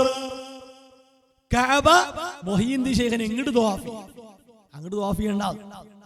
അത്രക്ക് മഹാനാണ്. എല്ലായിലും മേലെ അർശിങ്കൽ ചെന്നോവർ, എന്റെ കണ്ണ് പോലും ലൗഹിൽ അതെന്നോവർ. അർശിങ്കലെത്തിയ എല്ലാ സമയത്തും മൂപ്പര കണ്ണ് ലൗഹിൽ മഹ്ഫൂദിലാണ്. ഇങ്ങനെ പാടി പറയൻ, നരകത്തിൽ നിന്റെ മുരീദാരുമില്ലെന്ന് നരകത്തെ കാക്കും മാലക്ക് പറഞ്ഞോവർ. നരകത്തിലൊന്നും മുഹീദ്ദീൻ ഷെയ്ഖിനെ പിടിച്ച ഒരു മുരീദും നരകത്തിലില്ല. ആര് പറഞ്ഞു? നരകത്തെ കാക്കണം മലക്ക് പറഞ്ഞു. റസൂലുള്ളാഹി സ്വല്ലല്ലാഹു അലൈഹി വസല്ലമയോട് പോലും അല്ലാഹു ചോദിച്ചത് എന്തറിയോ? അഫ അൻത തുൻഖിദു മൻ ഫിന്നാർ. നരകത്തിക്ക് പോയ ഒരാളെ കാക്കാൻ, രക്ഷപ്പെടുത്താൻ പ്രവാചകരെ നിങ്ങൾക്ക് കഴിയോ? ഇത് ഖുർആന്റെ ആയത്താ. ഈ ആയത്തിനപ്പുറം ഈ മാലപ്പാട്ടിലെ വരിക്ക് ഒരു മുസ്ലിം വില കൊടുക്കൂല. സ്വന്തം മകൾ ഫാത്തിമ ബീവിയെ അടുത്ത് വിളിച്ചുകൊണ്ട് റസൂലുള്ളാഹി സ്വല്ലല്ലാഹു അലൈഹി വസല്ലം പറഞ്ഞില്ലേ, പൊന്നു മകളെ, കരളിന്റെ കഷ്ണം, ഖിതാഅത്തു ഖബദി, എന്റെ കരളിന്റെ കഷ്ണം. ബാപ്പാന്റെ മോള് സ്വന്തത്തെ നരകത്തിൽ നിന്ന് കാത്തോ, ബാപ്പാക്ക് കഴിയൂലട്ടോ. ഇങ്ങനെ പഠിപ്പിച്ച റസൂലുള്ളാഹി സ്വല്ലല്ലാഹു അലൈഹി വസല്ലം. തീർന്നില്ല, എന്നെ പിടിച്ചോവർ ഏതും പേടിക്കണ്ട, എന്നെ പിടിച്ചോർക്ക് ഞാൻ കാവലെന്നോവർ. മൂപ്പരെ പിടിച്ചാ മതി, കാവല് മൂപ്പര. ഇനിയോ, ബല്ല നിലത്തീന്നും എന്നെ വിളിപ്പോർക്ക് ബൈകൂടാവു തീരം ചെയ്യും ഞാനെന്നോവർ. ഇതൊക്കെ എഴുതി കൂട്ടണമെങ്കിൽ ഖുർആന് അയാൾക്ക് തിരിഞ്ഞിട്ടില്ല എന്ന് തന്നെ പറയണം. കാരണം എന്താ? വൈദാ സഅലക ഇബാദി അന്നീ ഫഇന്നീ ഖരീബ്. എന്റെ അടിമകൾ പ്രവാചകരെ എന്നെ കുറിച്ച് നിങ്ങളോട് ചോദിച്ചാൽ അവരോട് പറയണം, ചോദിക്കുന്നവന്റെ ചോദ്യത്തിന് ഉത്തരം കൊടുക്കാൻ ഞാൻ സമീപസ്ഥനാണ്. അല്ലാഹു ഉത്തരം ചെയ്യുന്ന. പിന്നെ എന്തിനാണ് ഇങ്ങനെ മരിച്ചുപോയവരെ പിടിച്ചു നടക്കേണ്ട ആവശ്യം? അതിന്റെ ഒന്നും ആവശ്യമില്ല. പക്ഷേ ഇവർ ഇത്തരം കാര്യങ്ങൾ സമൂഹത്തെ പഠിപ്പിക്കുന്നു. ഇനി അടുത്ത ഒന്ന് കേൾക്കുക. എന്താ അറിയോ? അല്ലാഹ് അറിയുന്നതൊക്കെ ഇവര് കൊണ്ട് നടക്കുന്ന ഔലിയാക്കളും ഷെയ്ഖുമാരും ഒക്കെ അറിയുന്നതാണ്. കേട്ടോളി. അള്ളാഹ് അറിയണത് പോലെ അറിയുന്നല്ല നമ്മൾ സുന്നികൾ പറയണത്. അങ്ങനെ ചില ആളുകൾക്ക് ഒരു വിശ്വാസമുണ്ട്. അള്ളാഹ് അറിയണതൊക്കെ അറിയണോ, പക്ഷെ അള്ളാഹ് അറിയണത് പോലെ അറിയുന്നല്ല. അള്ളാഹ് അറിയണ അള്ളാഹ്ക്ക് യാതൊരു നിലക്കുള്ള മാധ്യമങ്ങളിലേക്കും ആവശ്യമില്ല.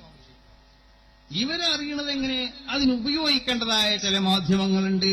ആ മാധ്യമങ്ങൾ ഉപയോഗിച്ചിട്ട് കേട്ടല്ലോ. അല്ലാഹ് അറിയണ പോലെ എന്നല്ലടോ, അല്ലാഹ് അറിയുന്നതൊക്കെ ഇവരും അറിയും. പിന്നെ ആ പോലെ ഒഴിവാക്കിയിട്ട് എന്ത് കാര്യം? എന്തിനാണ് പോലെ ഒഴിവാക്കിയത്? ആ പോലെ ഒഴിവാക്കിയ എന്തിനറിയോ? അത് വേറെ തട്ടിപ്പാ. അതെന്താ? അതിന്റെ അർത്ഥം അപ്പുറത്തുണ്ട്. അതാ മൂപ്പര വർത്താനത്തിന് പിന്നെ കേട്ടത്. അല്ലാഹ്ക്കറിയാൻ ഒരു മാധ്യമം വേണ്ട, ഇവർക്കറിയാൻ ചില മാധ്യമങ്ങൾ വേണം. മരിച്ച ആളുകൾക്ക് ദുന്യാവുമായി ബന്ധപ്പെട്ട എന്ത് മാധ്യമമുള്ളത്? എന്ത് മാധ്യമമുള്ളത്? ഇപ്പൊ ഇന്നലെ വേങ്ങരയിൽ ഇവർ നടത്തിയ ഒരു മുഖാമുഖം. അപ്പൊ ആ മുഖാമുഖത്തിൽ ഒരു സാധാരണക്കാരൻ ചോദിക്കുകയാണ്, എന്തറിയോ? ഒറ്റ ചോദ്യമുള്ളൂ ഉസ്താദ്, ഒറ്റ ചോദ്യം, ലാസ്റ്റ് ചോദ്യം എന്ന് പറഞ്ഞ് ചോദിക്കുകയാണ്. ഞാൻ ഈ കാര്യം ഒന്ന് മനസ്സിലാക്കാനാണ് പറയുന്നത്. മരിച്ചവർക്ക് ഇഹലോകത്തുള്ളവരുമായി ഇടപെടാനുള്ള മാധ്യമം തെളിയിക്കുന്ന ഒരായത്ത് ഒരു തരുമോ? ഒറ്റ ആ ചോദ്യത്തിന് ഉത്തരം പറയാൻ കഴിയാതെ അതിന്റെ തുടക്കത്തിൽ 2 സഖാഫികൾ സ്റ്റേജുമോ ഉന്തും തള്ളു. ഒരാള് പറയാ, അപ്പൊ ഇയാള് പറഞ്ഞു എന്റെ ചോദ്യം അലവി സഖാഫിയോടാണ്, അലവി സഖാഫിയാണ് ഉത്തരം പറയേണ്ടത്. അപ്പൊ PK സഖാഫി ഇരിങ്ങല്ലൂർ കയറിയിട്ട് പറയാ ഞാനാണ് പറയാ. അപ്പോ ഞാൻ പറഞ്ഞോളാം. അപ്പൊ അലവി സഖാഫി എണീറ്റിട്ട് പറഞ്ഞു അല്ല ഞാൻ പറഞ്ഞു അവിടെ ഞാൻ പറഞ്ഞു. എന്നിട്ട് എന്താ പറഞ്ഞു? ഏതാ അതില്ല. അങ്ങനെ ഇല്ലല്ലോ. മരിച്ചവർക്ക് നമ്മളുമായി ബന്ധപ്പെട്ട എന്ത് മാധ്യമമാണ്? റസൂലുള്ളാഹി സ്വല്ലല്ലാഹു അലൈഹി വസല്ലം പറഞ്ഞു ഇൻഖതാമിന ദുനിയ, ദുനിയാവിന്ന് മുറിഞ്ഞു, എല്ലാരും മുറിഞ്ഞു. അതിൽ ഖാസ് പ്രത്യേകല്ല. പിന്നെ എങ്ങനെ സഹോദരങ്ങളെ അവർക്കെല്ലാം അറിയാൻ കഴിയാ? എന്ത് മാധ്യമമുള്ളത്? അങ്ങനെയായിരുന്നെങ്കിൽ അള്ളാഹുവിന്റെ കഴിവിന് എന്ത് പ്രത്യേകത പിന്നുള്ളത്? അള്ളാഹുവിന്റെ കഴിവും ഇവരെ കഴിവും വേർതിരിയുന്നത് എവിടെയാണ്? ഫലാ തജ്അലൂ ലില്ലാഹി അൻദാദാ, അള്ളാഹ്ക്ക് നിങ്ങൾ സമന്മാരെ ഉണ്ടാക്കരുതേ എന്ന് ഖുർആൻ പറഞ്ഞതിന്റെ അർത്ഥം പിന്നെന്താണ്? ഇനി നോക്കൂ നിങ്ങൾ, പച്ചക്ക് എഴുതി വെച്ചത് മമ്പുറം തങ്ങളെ കുറിച്ച് എഴുതിയതാണ്. മമ്പുറം തങ്ങളെ കുറിച്ച് എഴുതിയത് എന്താ അറിയോ?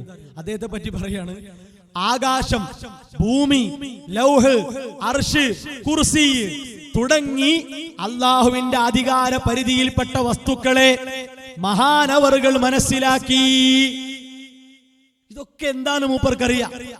അള്ളാഹു നൽകിയ കഴിവിന്റെ അടിസ്ഥാനത്തിൽ പല കാര്യങ്ങളും പ്രവചിക്കാനും ദീർഘവീക്ഷണത്തോടെ പ്രസ്താവിക്കാനും തങ്ങൾക്ക് കഴിഞ്ഞിരുന്നു. ദൈവിക സമീപനത്തിന്റെ ആഴം കാരണം ലൗഹിൽ നോക്കി ഭാവി ഭൂത വർത്തമാനങ്ങൾ മനസ്സിലാക്കാനുള്ള കഴിവ് സൂഫികൾ സ്വായത്തമാക്കിയിരിക്കുന്നു. തന്നെ സമീപിക്കുന്നവരുടെ മനസ്സ് വായിക്കുന്ന രീതി തങ്ങളുടെ ജീവിതത്തിൽ സാധാരണമായിരുന്നു. ഇനി മമ്പുറം തങ്ങളും അള്ളയും എന്ത് വ്യത്യാസ? അതാ അറിയേണ്ടത്. മമ്പുറം തങ്ങളും അള്ളയും തമ്മിൽ എന്ത് വ്യത്യാസം? റസൂലുള്ളാഹി സ്വല്ലല്ലാഹു അലൈഹി വസല്ലം പോലും സഹോദരങ്ങളെ ഈ നിലക്ക് പറഞ്ഞിട്ടില്ല. നബി സല്ലല്ലാഹു അലൈഹി വസല്ലം പോലും ധൈര്യപ്പെടാത്ത, പറയാത്ത ഒരു കാര്യം ഈ ഉസ്താദുമാർ, പുരോഹിതന്മാർ, സാധാരണക്കാരെങ്ങനെ പഠിപ്പിക്കുമ്പോ എവിടെ തെറ്റെന്ന് മനസ്സിലാക്കുക. അത്രേ ഉള്ളൂ. തെറ്റെവിടെയെന്ന് മനസ്സിലാക്കുക. വേറെ ഇത് ജനസംഖ്യ കൂട്ടാനും വാശി തീർക്കാനും അല്ല, തെറ്റെവിടെയെന്ന് മനസ്സിലാക്കുക. ഇനി തീർന്നില്ല, അടുത്തത് കേട്ടോളി. എല്ലാം നൽകുന്നത് CM മടവൂരാണ്. കേട്ടോളി. പാപികളായ ആഖിറുസ്സമാനിലെ ചണ്ടിച്ചവറുകളായ എനിക്കും നിങ്ങൾക്കും ദുനിയാവും തരാനുള്ളത് ശൈഖുനയാണ്, ആഖിറവും നൽകാൻ സാധിക്കുന്നവർ ശൈഖുന തന്നെ. നമ്മുടേതായി നമ്മുടെ കരങ്ങളിൽ ഒന്നുമില്ല. എന്റെ ഒരു യാഥാർത്ഥ്യമാണ് ഞാൻ നിങ്ങളുമായി പങ്കുവെക്കുന്നത്. എന്ത് ഖൈറുകളുണ്ടോ, എന്തെല്ലാം നിഅമത്തുകളുണ്ടോ, എല്ലാം മടവൂരിൽ നിന്നാണ് നമുക്ക് ലഭിച്ചുകൊണ്ടിരിക്കുന്നത്. കേട്ടല്ലോ, എല്ലാം മടവൂരിൽ നിന്നാണ്. ഇനി ഈ പറയപ്പെട്ട ആൾക്ക് അയാൾക്കുള്ള പ്രശ്നം പോലും തീർക്കാൻ കഴിഞ്ഞിട്ടില്ല. അതാ ഏറ്റവും വലിയ അത്ഭുതം. അയാൾ മാനസിക രോഗിയായിരുന്നു, അത് മാറ്റാൻ കഴിഞ്ഞിട്ടില്ല. അപ്പൊ ആലോചിച്ച് നോക്കാണി, സ്വന്തത്തെ ബാധിച്ച ഭ്രാന്തി എന്ന രോഗം പോലും മാറ്റാൻ കഴിയാത്ത ഒരാൾ, അയാൾ മരിച്ചു കഴിഞ്ഞാൽ ദുന്യാവും ആഖിറവും തരാൻ എങ്ങനെ സഹോദരങ്ങളെ കഴിയാ? അതെങ്കിലും ഇത് കേൾക്കുമ്പോൾ ആലോചിച്ചു. ഇതേ ഉസ്താദുമാരെന്നെ പറഞ്ഞ കാര്യമാണ്. CM മടവൂർ ഭ്രാന്തനായിരുന്നു. അയാള് ജദ്ബിന്റെ ഹാലിൽ, പിരാന്തിന്റെ ഹാലിലായിരുന്നു. നമ്മൾ പറയേണ്ട ആവശ്യമില്ല. ഇനി ഒറ്റ ചോദ്യം കൊണ്ട് ഇതൊക്കെ പൊളിക്കാൻ പറ്റും. സാധാരണക്കാർ ഈ ചോദ്യം ചോദിക്കേണ്ട ഉസ്താദുമാരോട് എന്താ അറിയോ? അല്ല, ഖുർആൻ പറഞ്ഞില്ലേ, റബ്ബനാ ആതിനാ ഫിദ്ദുനിയാ ഹസന വഫിൽ ആഖിറതി ഹസനതൻ വഖിനാ അദാബന്നാർ. റബ്ബേ എന്ന് വിളിച്ചുകൊണ്ടല്ലേ ആ പ്രാർത്ഥന? ഇത് മനപ്പാടമില്ലാത്ത മുസ്ലിങ്ങളുണ്ടോ? ഇതിന് ആമീൻ പറയാത്തവരുണ്ടോ? മഹാനായ അനസ് റളിയല്ലാഹു അൻഹു പറയുന്നു, നബി സല്ലല്ലാഹു അലൈഹി വസല്ലമ തന്റെ ജീവിതത്തിൽ ഏറ്റവും അധികരിപ്പിച്ചിരുന്ന പ്രാർത്ഥന ഇതായിരുന്നു, റബ്ബനാ ആതിനാ ഫിദ്ദുനിയാ ഹസന, ദുനിയാവിൽ ഹസനത്ത് താ, വഫിൽ ആഖിറതി ഹസന, ആഖിറത്തിലും നന്മ താ.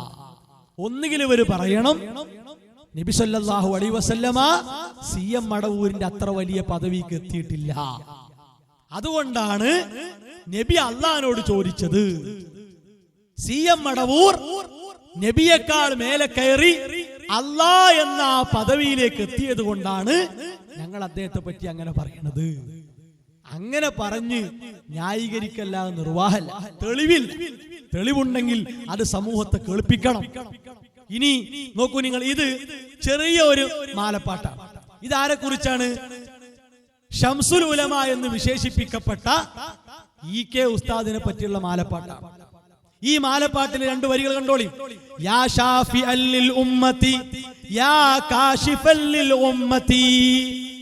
സമൂഹത്തിന് ശമനം ശുപാർശകരാകുന്നവരെ, സമൂഹത്തിന്റെ ദുരിതങ്ങളെ നീക്കിക്കൊടുക്കുന്നവരെ, ഇശ്ഫഅൽ ലനാ ലദർ റഹീമ യാ EK വലി. EK വലി രക്ഷക, നിങ്ങൾക്ക് അല്ലാഹുവിന്റെ അടുക്കൽ ശമനം തരണേ, ശുപാർശ തരണേ. കഴിഞ്ഞില്ല.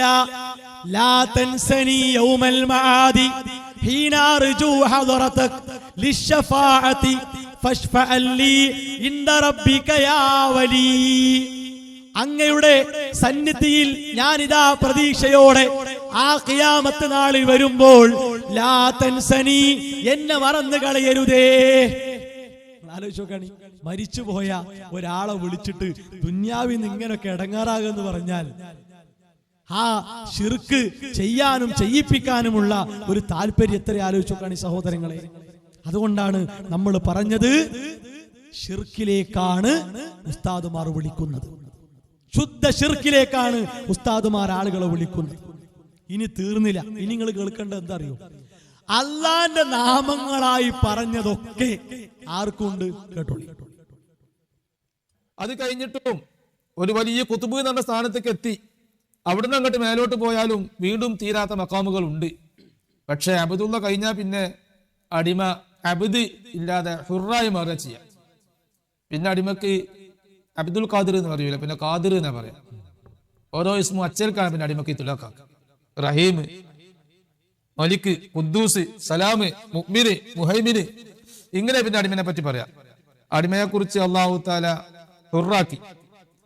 അടിമ അൽ ഹുറിയ, അൽ ഹുറിയത്തുൽ വഹബിയ എന്നാണ് ഔലിയാക്കന്മാരെ ഇതിനെ പറ്റി പറയാം. ആ സ്ഥാനത്തേക്ക് എത്തിയാലോ, ആ സ്ഥാനത്തേക്ക് എത്തിയാൽ പിന്നെ വലിയ ഞാന് എന്നേ പറയൂ. ആ ഞാന് അള്ളാഹു ആയിരിക്കും. അത് കേട്ടില്ലേ? ഇതൊരു സഖാഫിയാണ്.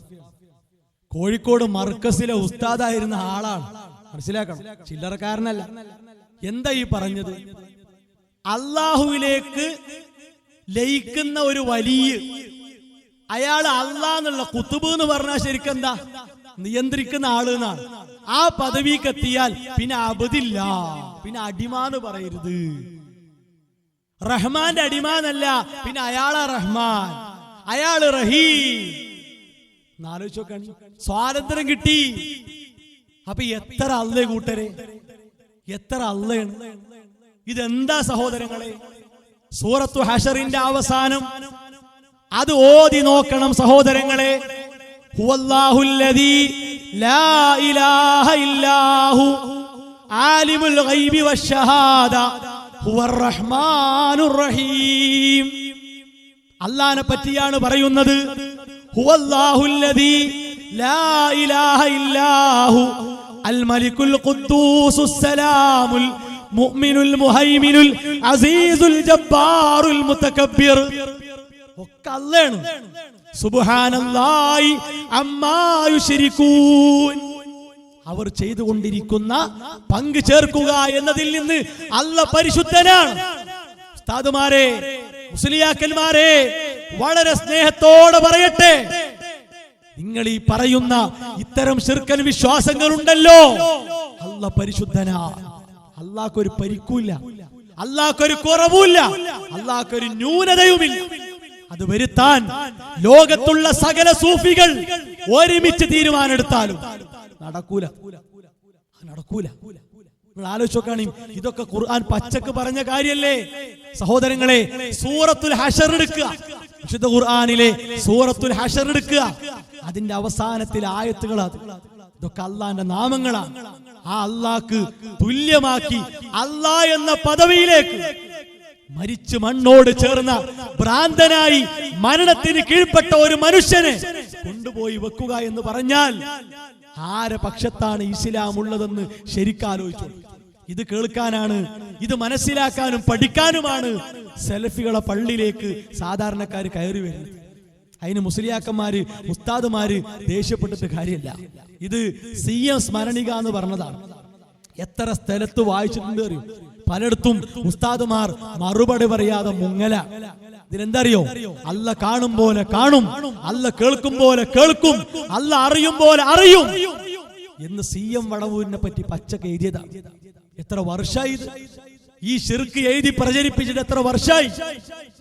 ഇതൊന്നും തിരുത്തിയിട്ടില്ല, മായ്ച്ചിട്ടില്ല. വലം യകുല്ലഹു കുഫുവൻ അഹദ്. അല്ലാഹുക്ക് തുല്യരായ ആരുമില്ല കൂട്ടരെ. ലൈസ കമിഥിലിഹി ശൈഉൻ. അല്ലാഹനെ പോലെ ഒന്നുമില്ല. പിന്നെന്ത് CM മടവൂർ, ഏത് മൊഹീദ്ദീൻ ശൈഖ്, ഏത് മമ്പുറം തങ്ങൾ, ആരുമില്ല. ഇതേതാ പുസ്തകം എന്നറിയോ? ഇപ്പൊ നമ്മൾ പ്രസംഗം കേട്ടില്ലേ, ആ സഖാഫി എഴുതിയൊരു അറബി പുസ്തകം അൽ മൗലിദുൻ നൂരി ലിൽ ഗൗസിൽ മദവൂരി. ഇതറങ്ങിയേക്കന്നെ ഓലിക്ക് തോന്നിയത് പ്രശ്നമാണ്, അപ്പൊക്ക് ഇത് മുക്കും ചെയ്തു. അങ്ങനെയാണല്ലോ. ഇതിന് അവതാരിക എഴുതി കൊടുത്ത ആളാരാന്നറിയോ? ഇപ്പോഴും ജീവിച്ചിരിക്കുന്ന സാക്ഷാൽ കാന്തപുരം മുസ്ലിയാരാണ് ഇതിന് അവതാരിക എഴുതി കൊടുത്തത്. ആരെഴുതി കൊടുത്തപ്പോ അയാൾ പറഞ്ഞത് എന്താ അറിയോ? ഇത് എല്ലാ സദസ്സുകളിലും എല്ലാ വീടുകളിലും ബറക്കത്ത് കിട്ടാൻ വായിക്കേണ്ട കിതാബാണ്. അങ്ങനെ പറഞ്ഞു കൊടുത്ത കിതാബാണ്. ഈ കിതാബിൽ എന്താ അറിയോ? CM മടവൂര് പറയാണ്, അന മുദബ്ബിറുൽ ആലം, ഞാനാണ് ലോകം നിയന്ത്രിക്കുക. ആലോചിച്ചോക്കണി, ഒരു മനുഷ്യൻ ഞാനാണ് ലോകം നിയന്ത്രിക്കുക എന്ന് പറയാ. ഞാനാണ് അനല്ലാ, ഞാനാണ് അല്ലാഹ്. എന്തതിനൊക്കെ ചെയ്യാ? ഈ വർത്താനത്തിന് നമ്മൾ ഖുർആൻ മാറ്റാൻ പറ്റുമോ? ഇസ്ലാമിന്റെ വിശ്വാസം ഒഴിവാക്കാൻ പറ്റുമോ? ഇല്ല. അപ്പൊ നമ്മൾ ഇവരെ വിളിക്കുന്നത് ഇസ്ലാമിന്റെ വിശ്വാസത്തിലേക്ക് നിങ്ങൾ കടന്നു വരണം എന്നാണ്.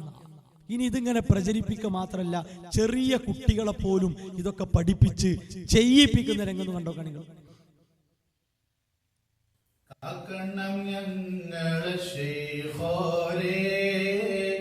നോക്കണം ഞങ്ങളെ മടവൂരേ, കാക്കണം ഞങ്ങളെ ശൈഖോരേ, നോക്കണം ഞങ്ങളെ മടവൂരേ, ഉങ്ങളിൽ തുണയല്ല. കേട്ടില്ല നിങ്ങൾ? ഇത് വല്ലാതെ കേൾപ്പിക്കാൻ കഴിയൂല നമുക്ക്. എത്ര ചെറിയ കുട്ടികളാണ്. ആ കുട്ടികളെ ഇരുത്തിയിട്ട് തല മുതിർന്ന ഒരു മുസ്ലിയാർ ചെയ്യിപ്പിക്കണ പണി എന്താ ആലോചിച്ചോക്കണേ. കാക്കണേന്ന് ആരോടാ പറയേണ്ടത്? ആരോടാ പറയേണ്ടത്? സഹോദരങ്ങളെ, രക്ഷിക്കണേന്ന് ആരോടാ പറയേണ്ടത്? റസൂലുള്ളാഹി സ്വല്ലല്ലാഹു അലൈഹി വസല്ലമ അഊദു എന്ന് പറഞ്ഞ് പഠിപ്പിച്ച എത്ര പ്രാർത്ഥനകളുണ്ട്. ആ പ്രാർത്ഥനയ്ക്ക് എന്താ ചെയ്യാ? എന്തിനാണ് ആ പ്രാർത്ഥനകൾ പഠിപ്പിക്കപ്പെട്ടത്? ഖുൽ അഊദു ബിറബ്ബിൻ നാസ്, ലോകത്തിന്റെ റബ്ബിനോട് ഞാനിതാ കാവൽ തേടുന്നു. റസൂലുള്ളാഹി സ്വല്ലല്ലാഹു അലൈഹി വസല്ലം പറഞ്ഞു, അഊദു ബികലിമാത്തില്ലാഹി തമാത്ത്, അല്ലാഹുവിന്റെ പരിപൂർണമായ വചനങ്ങൾ കൊണ്ട് ഞാനിതാ കാവൽ തേടുന്നു. ഇതൊക്കെ എന്താ ചെയ്യാ? ഇതൊക്കെ എന്താ ചെയ്യാ?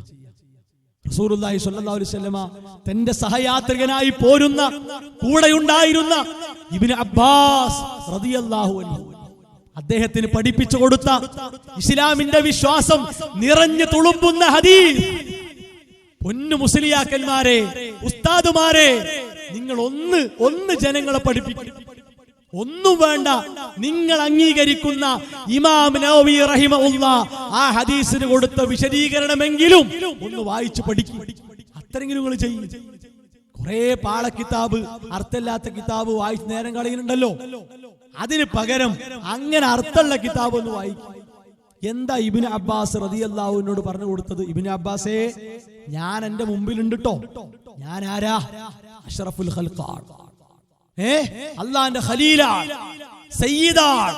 അതുകൊണ്ട് ഇബ്നു അബ്ബാസ്, ഇദാ സഅൽത, നീ ചോദിക്കുകയാണെങ്കിൽ എന്നോട് ചോദിച്ചോ എന്നാണോ? അല്ല, യാ ഗുലാം.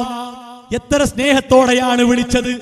പൊന്നാര കുട്ടി, പൊന്നാര മോനെ എന്ന് വിളിച്ചുകൊണ്ട് യാ ഗുലാം, ഓ കുട്ടി എന്ന് വിളിച്ചുകൊണ്ട് ഇദാ സഅൽത ഫസ്അലില്ലാ, നീ ചോദിക്കുകയാണെങ്കിൽ അല്ലാഹുവോട് ചോദിച്ചോ, ചോദിക്കുകയാണെങ്കിൽ അല്ലാഹുവോട് ചോദിച്ചോ.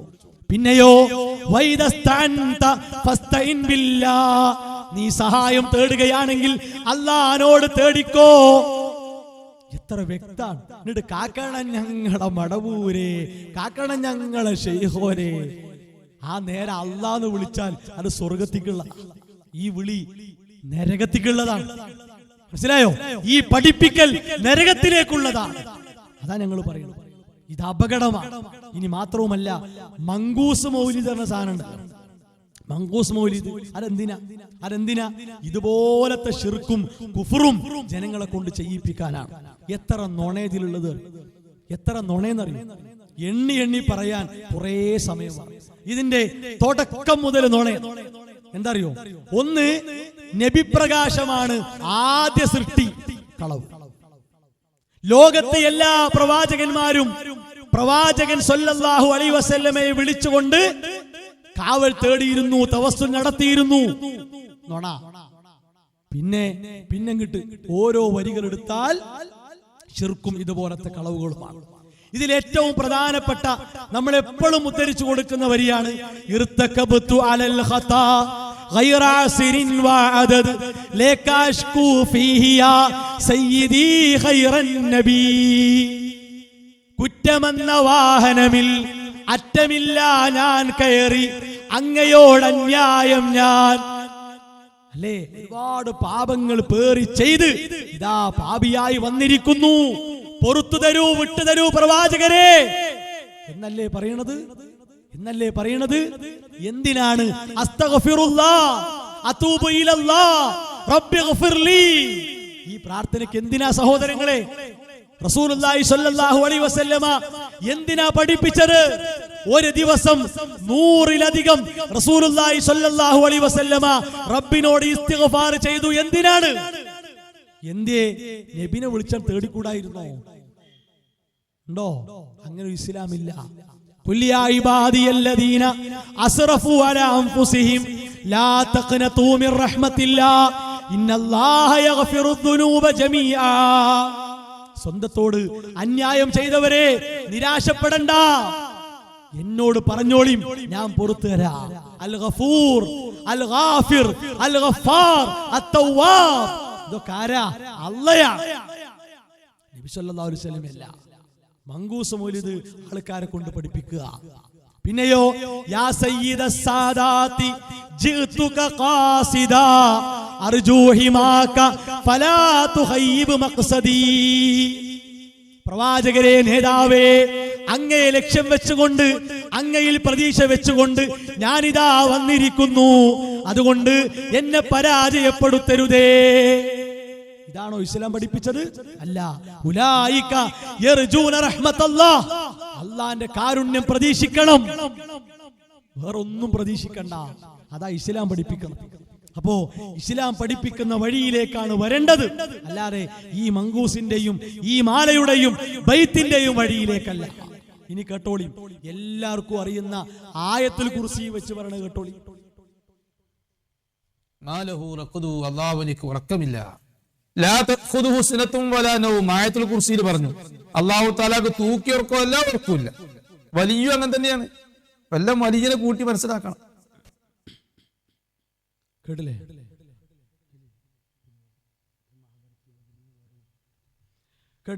അല്ലാഹ് ഹയ്യുൽ ഖയ്യൂം, അല്ലാഹ് എന്തില്ല, അല്ലാഹ് എന്നെന്നും ജീവിച്ചിരിക്കുന്നവനാണ്.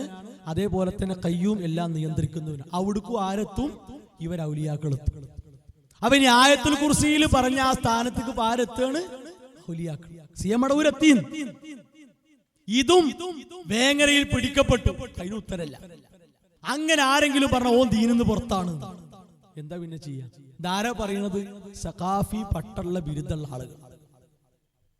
അപ്പൊ സഹോദരങ്ങളെ, ഇതിന്റെ ഒരു അപകടത്തെ ആലോചിച്ചോക്കാം നിങ്ങൾ. ആയത്തുൽ കുർസി ഖുർആനിലെ ഏറ്റവും മഹത്തായ ആയത്തല്ലേ? ആ ആയത്തിൽ അള്ളാഹുവിനെ പറ്റി മാത്രല്ലേ? ഖുർആനില് രണ്ടായത്തിൽ മാത്രമാണ് 10 കാര്യങ്ങൾ ഒരുമിച്ച് വന്നിട്ടുള്ളത്. 10 കാര്യങ്ങൾ. അതിലൊരായത്ത് ഏതറിയോ? ആയത്തുൽ കുർസിയാണ്. അള്ളാഹിനെ പറ്റി മാത്രം തുടർച്ചയായിട്ട് 10 കാര്യങ്ങൾ അള്ളാഹിനെ പരിചയപ്പെടുത്തി പഠിപ്പിച്ച. അതുകൊണ്ടാണ് ആയത്തിന് ആ പ്രത്യേകത. ഇനി സൂറത്തു ആൽ ഇംറാൻ തുടക്കം നോക്കൂ നിങ്ങൾ. അലിഫ് ലാം മീം അല്ലാഹു ലാ ഇലാഹ ഇല്ലാ ഹുവൽ ഹയ്യുൽ ഖയ്യൂം. അല്ലേ? എല്ലാം നിയന്ത്രിക്കുന്നവൻ അല്ലാഹുവാണ്. എന്നെന്നും ജീവിച്ചിരിക്കുന്ന മരണമില്ലാത്ത ശക്തി അല്ലാഹുവാണ്.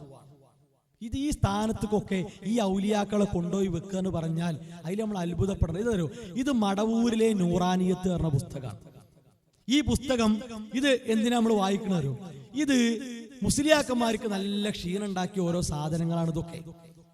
ഇപ്പൊ ഇവിടെ നോക്കൂ നിങ്ങൾ, നമ്മൾ 10 ചോദ്യങ്ങൾ വെച്ചിട്ട് ഒരു ലഘുലേഖ വിതരണം ചെയ്തല്ലോ. എല്ലാ വീടുകളിലേക്കും ലഘുലേഖ വിതരണം. എന്ത് ചെയ്യുന്നു? CM മടവൂരിനെ പടച്ചോനാക്കിയതുമായി ബന്ധപ്പെട്ടാണ്.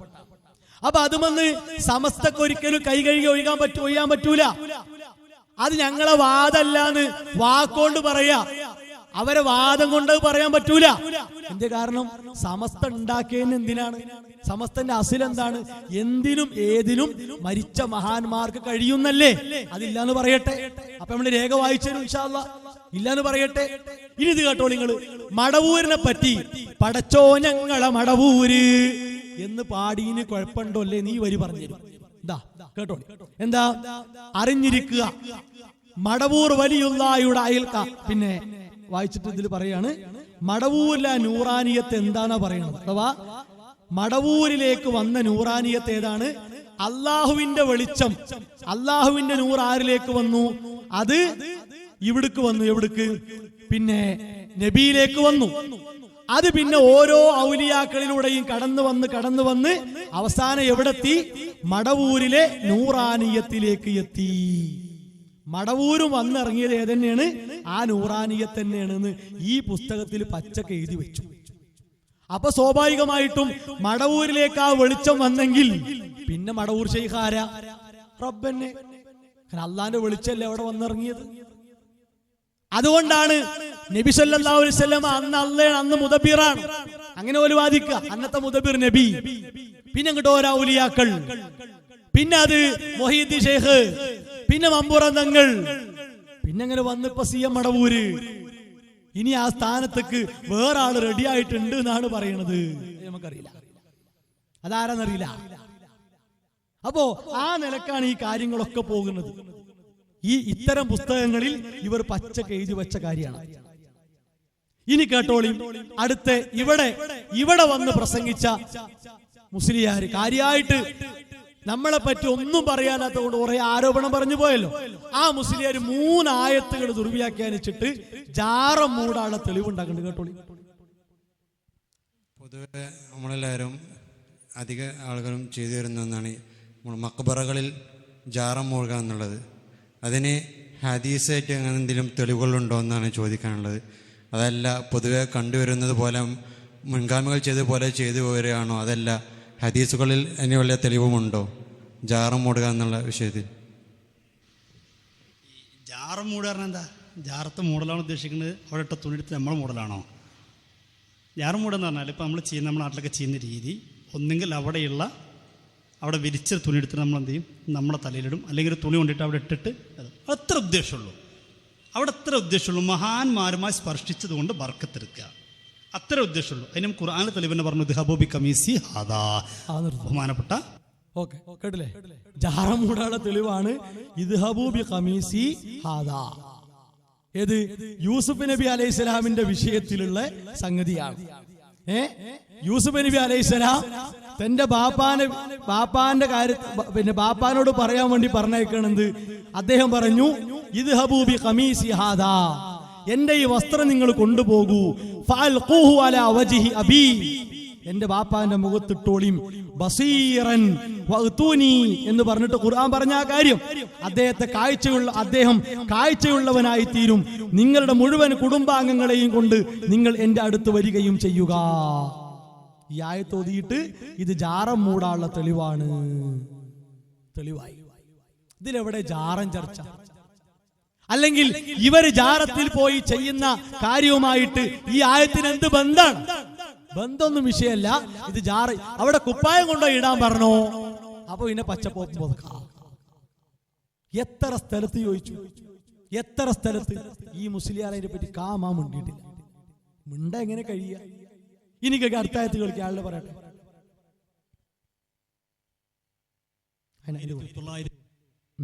അല്ല അതിന്റെ ബാക്കി പൊതുവെ നമ്മളെല്ലാവരും ബഹുമാനപ്പെട്ട യൂസുഫിനിവിടെ കുപ്പായം കൊണ്ടിട്ട് ജാറം മൂടി യാക്കൂബിനെ കണ്ണിന്റെ കാഴ്ച തിരിച്ചു കിട്ടി. ഇതിന് ജാറം മൂടില്ല, അതിൻ്റെ അപ്പുറമൊന്നുമില്ല. അതെ, അത് ആ പിന്നെ അക്ബറിനെ പോലെ ഇടുന്നു. മഹാന്മാരുമായി തൊട്ടതിനൊക്കെ ബർക്കത്തുണ്ട്. അതാണ് പ്രത്യേകത.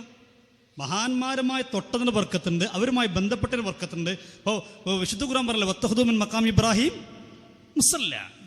എന്താ ഇബ്രാഹിം നബിന്റെ മക്കാം പറഞ്ഞാൽ ഇബ്രാഹിം നബിന്റെ കബറോടണമെന്നല്ല. ഇബ്രാഹിം നബി കയറി നിന്ന കല്ല് നിങ്ങൾ എന്താക്കണം, അതിന്റെ ബേക്ക് പോയി നിസ്കരിക്കണം. എന്തേ? കയറി നിന്ന കല്ലിന് പോലും പ്രത്യേകതയുണ്ട്.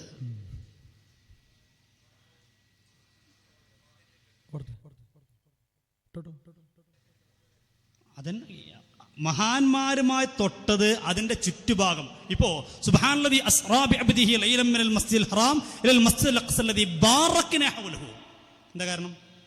ചുറ്റും ബർക്കത്തുണ്ടായിരുന്നു. മഹാന്മാരുടെ കബറടക്കി അതിൻ്റെ ബർക്കത്ത്, ചുറ്റുഭാഗത്തിനും ബർക്കത്തുണ്ടാവും. മഹാന്മാർ തൊട്ടതിനുണ്ട്, അവർ കബറടക്കിയ സ്ഥലത്തിനുണ്ട്, അതിന്റെ പരിസര പ്രദേശത്തിനൊക്കെ ബർക്കത്തുണ്ട്. കേട്ടില്ല നിങ്ങൾ? എത്ര എളുപ്പമാണ് ആയത്ത് വരുന്നത്. ഈ ആയത്തൊക്കെ എന്തിനാണെന്നുള്ള വിഷയം പോലും അതിന്റെ കൂടെ പറഞ്ഞു കൊടുക്കാനുള്ള ധൈര്യം ഇവർക്കില്ല.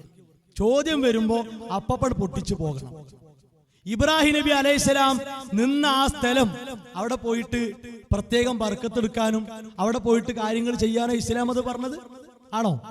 എന്നാ നബി സല്ലല്ലാഹു അലൈഹി വസല്ലമ എന്തേ ആ കാര്യം ആ നിലക്കൊന്ന് പഠിപ്പിച്ചരായിരുന്നു? നിങ്ങൾ മഖാമ ഇബ്രാഹിമിന്റെ ബേക്കിൽ പോയി നിസ്കരിക്കേണ്ടത് ഇബ്രാഹിം നബി അലൈഹിസ്സലാം നിന്ന ആ കല്ലിന്റെ ബർക്കത്ത് കിട്ടാനാണ് കേട്ടോ. എന്തേ അങ്ങനെ പഠിപ്പിക്കായിരുന്നു? ഇത്രയും പറഞ്ഞിട്ട് അതെന്തേ അതിന്റെ കൂടെ പറയുന്നു? പിന്നെയോ ബൈത്തുൽ മഖ്ദസ് ബാറക്നാ ഹൗലഹു, അവിടെ കുറെ ഖബറുണ്ട്. ആ ഖബറുണ്ട് ആ ബർക്കത്ത് ആണോ? അവിടെ എല്ലാ ഖബറൊക്കെ പ്രവാചകന്മാരെ ഖബറാണെന്ന് ആരാ ഇവരെ പഠിപ്പിച്ചത്? അങ്ങനെയാണോ? അല്ല. അപ്പോ പച്ചക്ക് അവർക്ക് തോന്നിയതാണ് പറയാ, തോന്നിയത് വ്യാഖ്യാനിക്കുക. ഇതിവിടെ നമ്മൾ ഇടാൻ കാരണം ഇനി ഇൻഷാ അല്ലാഹ് എന്തെങ്കിലും മറുത്തൊരു ബദല് പറയാണ്ടെങ്കിൽ ഇതിനൊക്കെയാണ് തെളിവ് കൊണ്ടുള്ളത്. ഈ മൂന്നായത്തുകളെ പച്ചയായി ദുർവ്യാഖ്യാനിച്ച് ജനങ്ങളെ കൊണ്ട് ശിർക്ക് ചെയ്യിപ്പിക്കുന്നു. അവരെ ജാറത്തിലേക്കും മക്ബറകളിലേക്കും വലിച്ചു കൊണ്ടുപോകുന്നു. അള്ളാഹുവിൽ നിന്ന് കിട്ടേണ്ടത് ഇവർ പഠിപ്പിക്കുന്ന ഔലിയാക്കളിൽ നിന്ന് കിട്ടുമെന്ന് ഇവർ പഠിപ്പിക്കും. അത് കൃത്യമായി തഫ്സീർ ഒന്ന് വായിച്ച് ഇൻഷാ അല്ലാഹ് തെളിയിക്കട്ടെ. പലയിടത്തും ചോദിച്ച് കിട്ടിയിട്ടില്ല. ഇനി ഇവിടെ കിട്ടുകയാണെങ്കിൽ ഇൻഷാ അല്ലാഹ് പറ്റുമെങ്കിൽ നമുക്ക് പിന്നാലെ കൂട്ടാം, വരികയാണെങ്കിൽ നമുക്ക്. ഇനി ആലോചിച്ചോക്കാണ്, ഇത് തൃപ്പനച്ചി ഉസ്താദ് ഇവിടെ പ്രസംഗിച്ച ഈ ഉസ്താദിനും കൂട്ടർക്കും വേണ്ടപ്പെട്ട ഉസ്താദ് തൃപ്പനച്ചി ഉസ്താദ് ഔലിയായി രാജകിളി എന്ന പേരിൽ അദ്ദേഹത്തെ പറ്റി ഇറക്കിയ പുസ്തകം. ഇതൊന്നും ഇപ്പൊ കിട്ടാൻ വല്ലാതല്ല, കുടുങ്ങിയിട്ടൊക്കെ പുറത്ത് ഔട്ടായിക്കണം. അപ്പൊ എന്താ ഇതിലുള്ളവർ? ഇതിലുള്ള ഓരോ സാധനം കേട്ടാല് നമുക്ക് തന്നെ തോന്നും ഇത് മിക്കവാറും പുറത്ത് വെക്കാൻ പറ്റൂല. ഇതിന്റെ 187 പേജ് വായിച്ചാൽ കേട്ടോ. മൊഹീദ്ദീൻ ശൈഖ് റളിയല്ലാഹു റഹിമഹുല്ലാഹുവിന്റെ കൊടിമരത്തിന്റെ 2ാം നില വാർപ്പ് തുടങ്ങിയ സമയത്ത് ഉസ്താദ് പറഞ്ഞു. ആര്? ഈ ഉസ്താദ് പറയാണ്, തൃപ്പനച്ചി ഉസ്താദ് പറയാ, ഇപ്പോൾ ഈ പണി തുടങ്ങുന്നത് ഇബ്രാഹിം നബി അലൈഹിസ്സലാമയുടെ നിർദ്ദേശപ്രകാരമാണ്. ദുൽഹിജ്ജ മാസത്തിൽ ഇബ്രാഹിം നബി തൃപ്പനച്ചി ഉസ്താദിന് നിർദ്ദേശം കൊടുത്തു, അവിടെ ആ കൊടിമര 2ാം പണി വാർപ്പ് നടത്തിക്കോ, സമയിക്കണു. എന്താലോചിച്ചോ നിങ്ങൾ. ഇനി കേട്ടോളി അടുത്തത്, ഈ പണിക്ക് കൂടിയവർക്ക് ഹജ്ജ് ചെയ്തതിനേക്കാൾ കൂലി കിട്ടും. അള്ളാഹു കാക്കട്ടെ. ഇത് കേൾക്കുന്ന സമസ്തയിലെ സാധാരണക്കാർ ആലോചിച്ചു. ഒരു പക്ഷേ ഈ പുസ്തകമൊന്നും സാധാരണക്കാർ കണ്ടിട്ടുണ്ടാവില്ല. സാധാരണക്കാരോട് മുസ്ലിയാക്കന്മാരെ കണ്ടിട്ടുണ്ടാവും. ഇതിനൊക്കെ അവതാരിക എഴുതി കൊടുത്ത ആരറിയോ? ജിഫ്രി മുത്തുക്കോയ തങ്ങൾ, ആലിക്കുട്ടി മുസ്ലിയാർ, എല്ലാവരും ഉണ്ട്. നല്ല ഉന്നത പദവി ഇരിക്കുന്ന എല്ലാ മഹാന്മാരെ അവതാരിക ആശീർവാദം ഉണ്ട് ഈ കിതാബ്. ഇനി കേട്ടോ, അടുത്ത കേട്ടോ. ഈ രണ്ട് കൊടിമരങ്ങൾക്കിടയിൽ നടന്നാൽ സഫാ മർവക്കിടയിൽ നടന്ന കൂലിയുണ്ട്. അല്ലാഹു കാക്കട്ടെ. ഇന്ന സഫാ വൽ മർവ മിൻ ശആയിരില്ലാഹ്. സഫാ മർവ അല്ലാഹു വെച്ച ഇസ്ലാമിന്റെ ചിഹ്നങ്ങളാണ്, ആദരിക്കപ്പെടേണ്ട ചിഹ്നങ്ങളാണ്. ഈ തൃപ്പനച്ചിയിലെ സിമന്റും കല്ലും മണലും കൂട്ടിണ്ടാക്കിയ ജാറം അത് സഫാ മർവക്ക് തുല്യ ആണോ? കഅബയെ ചുറ്റി തവാഫ് ചെയ്യാതെ ഒരു ഹജ്ജുണ്ടോ? പറയും. ഈ ജാറത്തിന്റെ പണിയിൽ പണിയെടുത്താൽ ഹജ്ജിന്റെ കൂലി കിട്ടി. എന്നാ എന്തിനാ ആളുകൾ ലക്ഷങ്ങൾ മുടക്കി അടങ്ങാറായി പോണത്? എന്തിനാ? എന്നാ ഈ പണിക്കാട് പോയാ പോരെ? എന്താ സഹോദരങ്ങളെ ഇതിനൊക്കെ നമ്മൾ പറയാ? നിങ്ങൾ ആലോചിച്ച് നോക്കാൻ. അപ്പോ ഈ നിലക്ക് എന്തും തോന്നിയത് എഴുതിവിട്ട് ജനങ്ങളെ കബളിപ്പിച്ച് ജീവിക്കുക എന്നല്ലാതെ എന്താണ് പൊന്നു ഉസ്താദുമാരെ നിങ്ങളെ പണി? ഇപ്പൊ ആലോചിച്ച് നോക്കാണ്. ഇത് മജ്ലിസുൻ നൂറും അൽ മഹദറത്തുൽ ബദരിയ ഇത് മാത്രം വെച്ച് 1-2 മണിക്കൂർ പ്രസംഗിക്കാണ്. ചങ്ങ 2 ചെറിയ പുസ്തകം. ഇതിലുള്ള ഷിയായിസം, സൂഫിസം, ഇതിലുള്ള ശിർക്ക്, ഇതിലുള്ള ബിദ്അത്ത്, ഇപ്പൊ ഇത് മഹദറത്തുൽ ബദരിയ ഇത് AP സമസ്തന്റെ പള്ളിയിലുണ്ടാണ്.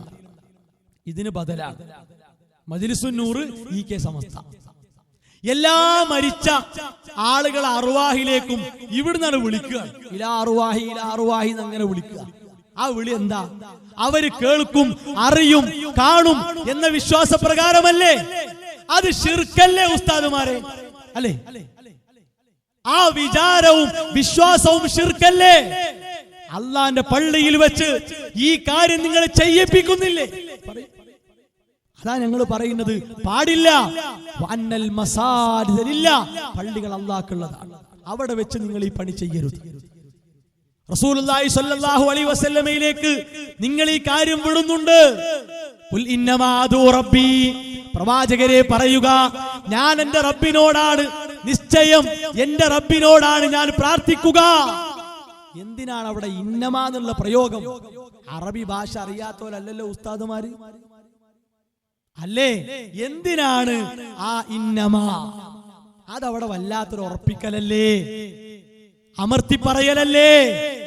ഇങ്ങനെ ആയത്തുകൾ ഉണ്ടായിട്ട്, ഹദീസുകൾ ഉണ്ടായിട്ട് ഈ ജനങ്ങളെ കൊണ്ട് അവരെ വട്ടം കൂട്ടിയിരുത്തി, അവരെ വിളിച്ചിരുത്തി നിങ്ങൾ ശിർക്ക് ചെയ്യിപ്പിക്കുമ്പോ നാളെ അള്ളാഹുവിന്റെ കോടതിയിൽ നിങ്ങൾക്ക് താങ്ങാൻ പറ്റാത്ത ഒരു ഭാരമായി അത് വരുമെന്ന പേടി ഉസ്താദുമാരെ നിങ്ങൾക്കുണ്ടാകണം. ഇനി നമ്മളെ പറ്റി പറഞ്ഞ ആരോപണങ്ങൾ ഇവിടെ പറയണമെന്ന് തോന്നിയ ഒരു കാര്യം കേട്ടോളൂ. 1919 ശേഷമാണ്, 1920കളുടെ തുടക്കത്തിലാണ് കേരളീയ മുസ്ലിമീങ്ങൾക്കിടയിൽ അഭിപ്രായ വ്യത്യാസവുമായി കൊണ്ടൊരു പ്രസ്ഥാനം കടന്നു വരുന്നത്. കെ മൗലവി എന്ന് പറയുന്ന മലപ്പുറത്തുകാരനൊരു മൗലവി, അദ്ദേഹം ബ്രിട്ടീഷുകാരുമായി കൊണ്ട് പടപൊരുതുന്നതിൽ പേടിച്ച് അദ്ദേഹം മലബാറിൽ നിന്ന് പൊങ്ങുകയും കൊടുങ്ങല്ലൂർ പോയി ഒളിവിൽ താമസിക്കുകയും ചെയ്തു. കേട്ടില്ല? ഇത് ശുദ്ധമായ നുണയാണ്. നമ്പർ 1 നുണ. 916 ക്യാരറ്റ് നുണയാണ്. മനസ്സിലായി? ഇനി നുണ അല്ലാന്ന് തെളിയിക്കാൻ ശുദ്ധമായ വല്ല തെളിവുണ്ടെങ്കിൽ കൊണ്ടുവരാം. ശുദ്ധമായത്, മലിനമായത് വേണ്ട, ശുദ്ധമായ. കാരണം എന്താ അറിയോ? കേരളത്തിന്റെ മതസാമൂഹിക നവോത്ഥാനത്തെ പൊളിച്ചടുക്കുകയാണ് സമസ്ത. എന്നിട്ട് ഓർക്ക് തോന്നിയ നവോത്ഥാനം ഉണ്ടാക്കുക. പക്ഷേ അള്ളാഹ്ക്ക് ഒരു തീരുമാനം ഉണ്ടല്ലോ, ആ തീരുമാനമല്ലേ നടക്കുള്ളൂ. ഈ പുസ്തകം ഏതാ അറിയോ? ഇത് KM മൗലവി എന്ന നവോത്ഥാന നായകനെ പറ്റി അവസാനം ഇറക്കിയ പുസ്തകമാണ്. KM മൗലവി ഒരു പാഠപുസ്തകം. EK അഹമ്മദ് കുട്ടി ഉണ്ണിക്കുളം. ഈ പുസ്തകത്തിന് അവതാരിക എഴുതി കൊടുത്തത് ബഹുമാന്യനായ മുസ്ലിം ലീഗിന്റെ പ്രസിഡന്റ് സയ്യിദ് സ്വാദിഖ് അലി ശിഹാബ് തങ്ങൾ. അദ്ദേഹം എഴുതി കൊടുത്ത അവതാരിക. മനസ്സിലായില്ലേ? ഇനി ഇത് കേട്ടോ.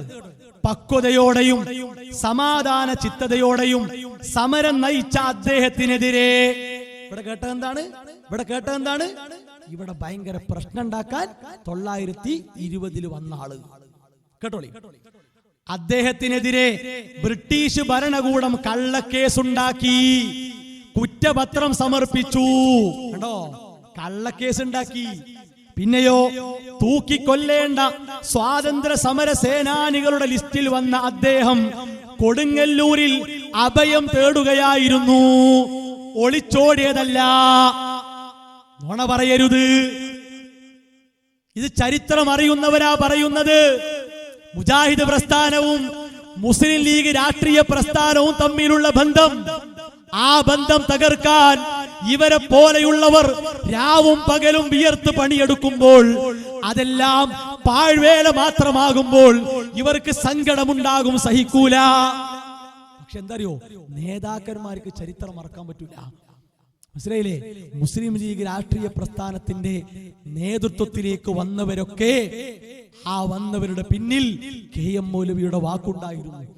KM മൗലവി റഹിമഹുല്ലയെ പ്രസിഡന്റ് സ്ഥാനത്തേക്ക് ക്ഷണിച്ചപ്പോ അദ്ദേഹം ഞാനല്ല ആകേണ്ടത്, ഇവിടെ സാമൂഹികമായി പിന്തുണയുള്ള ഒരാളുണ്ട് എന്ന് പറഞ്ഞാണ് ഒന്നാമത്തെ പ്രസിഡന്റ് വരുന്നത്. നിങ്ങൾക്കറിയോ, ഈ ചരിത്രം നിങ്ങൾ മായ്ച്ചിട്ട് കാര്യമില്ല, അത് മായൂല.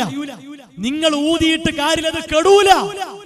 നിങ്ങൾ മറച്ചു വെച്ചിട്ട് കാര്യമില്ല, അത് ലോകം കാണാതെ പോകൂല. അതിന്റെ തെളിവാണ് ഈ പുസ്തകം. ഇതിന്റെ ഉള്ളു വായിച്ചാൽ എല്ലാം കിട്ടും.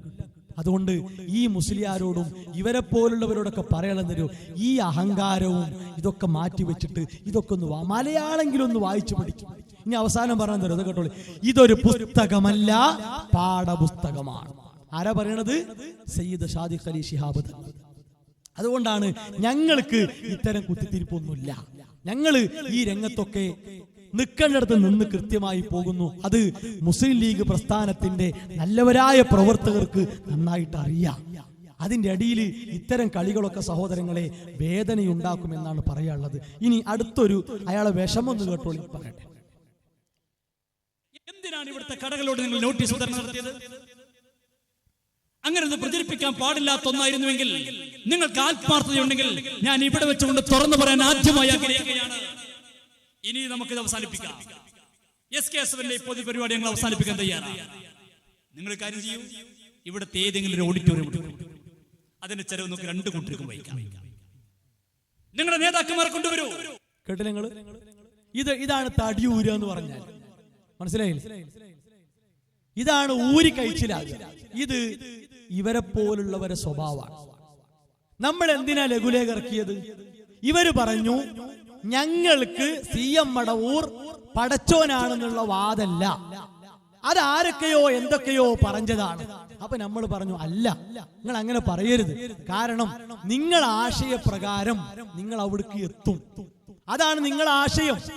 അപ്പൊ നിങ്ങൾ പറയാൻ മടിച്ച കാര്യം ചില ആൾക്കാർ കയറി പറഞ്ഞു, അല്ലെങ്കിൽ നിങ്ങൾ പലരും പറഞ്ഞു തന്നെയാണ്. ഇനി അങ്ങനെ ഒരു വാദം നിങ്ങൾക്കില്ലെങ്കിൽ നിങ്ങൾ ഉത്തരം തരേണ്ട ചോദ്യങ്ങൾ എന്ന് പറഞ്ഞ് സാധാരണക്കാരെ പഠിപ്പിക്കാനാണ് നമ്മൾ ആ ലഘുലേഖ ഇറക്കിയത്. അതെല്ലാ വീട്ടിലും കടകളിലും എത്തിച്ചു. അത് കൊണ്ടപ്പോ എന്താ പറയണേ? എന്തിനാ ഞങ്ങൾ അങ്ങനെ കൊടുത്തത്? എന്നാ ശരി, നമുക്ക് ഓരോരുത്തർ ചർച്ച ചെയ്തൂടെ? 5 മണിക്കൂറോളം വരെ പരിപാടി ഉണ്ട്. നിങ്ങൾ ആലോചിക്കണം കേട്ടോ, ഇത് കേൾക്കുന്ന സാധാരണക്കാർ ചിന്തിക്കണം. 5 മണിക്കൂറോളം പരിപാടി ഉണ്ട്. 5 മണിക്കൂറിൽ 10 ചോദ്യങ്ങൾ. ആ 10 ചോദ്യങ്ങൾക്കുള്ള ഉത്തരം ഇല്ല എന്നാണെങ്കിൽ 10 സെക്കൻഡ് പോരെ ഇല്ല എന്ന് പറയാ പോരെ? 10 സെക്കൻഡ് പോരെ ഇല്ല ഇല്ല ഇല്ല ഇല്ല ഇല്ല കഴിഞ്ഞ ഇല്ല തെളിവ്, ഇല്ല തെളിവ്, ഇല്ല തെളിവ്. ഒരു 15 മിനിറ്റ് കൂട്ടുക പോരെ? ഉണ്ട് തെളിവ്, ഉണ്ട് തെളിവ്, 15 മിനിറ്റ് കൂട്ടുക. ഇത്രയല്ലേ വേണ്ടുള്ളൂ. ഇതിനെന്തിനാ നേതാക്കന്മാരും കൂടിയിരിക്കലൊക്കെ? അപ്പൊ എന്താണ്? ഊരി കഴിച്ചിലാകുക. ആ കഴിച്ചിലാകല് പറ്റൂല. നിങ്ങൾക്ക് ഉത്തരമുണ്ടെങ്കിൽ ഉണ്ട് അത് പറയാ, തെളിവ് പറയാ. ഇല്ലെങ്കിൽ ഇല്ല എന്ന് പറയാ. അപ്പൊ ഞങ്ങൾ പറയും ഇല്ല എന്ന് പറഞ്ഞ് പാമ്പ് വാള ഊരി പോണ പോലെ ഊരി പോകാൻ പറ്റൂല, നിങ്ങളെ വാളക്കുള്ളിൽ കൊണ്ടുവരും. ഇതാണ് തെളിവ്. ഞങ്ങൾ വായിച്ചരാ, രേഖകൾ ഇഷ്ടം പോലെ വായിച്ച. ഇതൊക്കെ പൈസ കൊടുത്ത് വാങ്ങി വെച്ചിരിക്കുന്നത് വെറുതെ കത്തിക്കാനല്ല, ഇതിങ്ങനെ പൊളിച്ചരാനാണ്. അതിനതൊക്കെ വാങ്ങി വെച്ചിരിക്കുന്നത്. ഇൻഷാ അല്ലാഹ് ആഫിയത്തുണ്ടെങ്കിൽ അതൊക്കെ നടക്കും. അതിന് അല്ലാഹ് തൗഫീഖ് തന്നാൽ വേറെ ഒന്നും വേണ്ട ആവശ്യമില്ല. ഇനി 1-2 കാര്യങ്ങൾ കൂടി കേട്ട് നമുക്ക് അവസാനിപ്പിക്കാം. ഖുതുബയുടെ കാര്യത്തിൽ അത് സാധാരണക്കാരെ കബളിപ്പിക്കുന്ന ഒരു വിഷയമായതുകൊണ്ട് അത് 2 വാക്കുകൂടി പറഞ്ഞ് നമുക്ക് ഇൻഷാ അല്ലാഹ് അവസാനിപ്പിക്കാം. കേട്ടോ, ഖുതുബയെ പറ്റി പറഞ്ഞു കേട്ടോ. മുത്തനിപ്പിത്തങ്ങൾ എവിടെയെങ്കിലും ഒരു സൂറത്ത് അറബി അല്ലാത്ത ഭാഷയിൽ ഓതിയിട്ടുണ്ടോ? സഹാബത്ത് ഓതിയിട്ടുണ്ടോ? താബീങ്ങൾ ഓതിയിട്ടുണ്ടോ? തബഉ താബീങ്ങൾ ഓതിയിട്ടുണ്ടോ? കേട്ടങ്ങള് ഇതെപ്പോഴും ചോദിക്കണ കേട്ടോ. അപ്പൊ ശരി കേട്ടോ, നബി സ്വഹാബത്ത് എവിടെ അറബി ഓതിയിട്ടില്ലല്ലോ. എന്നാ ശരി, നബി സ്വഹാബത്ത് എവിടെങ്കിലും അറബി അല്ലാത്തൊരു ഭാഷയിൽ വർത്താനം പറഞ്ഞു കഴിഞ്ഞു, അത് കിട്ടിയാ മതി. നബി സല്ലല്ലാഹു അലൈഹി വസല്ലമ ഖുതുബയുമായി ബന്ധപ്പെട്ട് അതിന്റെ രീതിയെ കുറിച്ച് പഠിപ്പിച്ച ഏതെങ്കിലും ഒരു ഹദീസിൽ ഇങ്ങനെയാണ്, അറബിയിലാണ് എന്ന് എവിടെങ്കിലും ഉണ്ടോ? ഉണ്ടെങ്കിൽ പറഞ്ഞു. റസൂലുള്ളാഹി സ്വല്ലല്ലാഹു അലൈഹി വസല്ലം ഖുതുബ എന്താ? ആയത്തോതി ജനങ്ങളെ ഉത്ബോധിപ്പിക്കുക. ഇന്ന ഉസ്താദുമാർ അതാണോ ചെയ്യണത്? ആണോ? ഒരു ടീം നൊബാത്തി ഖുതുബയാണ്, മറ്റേ ടീമും അതന്നെ ഓതിനത്. പക്ഷെ അത് മാറിപ്പോ നെല്ലിക്കുത്തി ഖുതുബയായി മാറി. ഇനി ഇവര് പറഞ്ഞ പ്രകാരമാണെങ്കിൽ നബി സല്ലല്ലാഹു അലൈഹി വസല്ലം നടത്തിയ ഖുതുബകൾ കൃത്യമായിട്ട് കിട്ടൂലേ? അതല്ലേ നമ്മൾ പറയേണ്ടത്? അപ്പൊ സഹോദരങ്ങളെ, റസൂലുള്ളാഹി സ്വല്ലല്ലാഹു അലൈഹി വസല്ലം ഓരോന്നും എങ്ങനെ, എപ്പോൾ, ഏത് രൂപത്തിൽ എന്ന് കൃത്യമായി പഠിപ്പിച്ചു.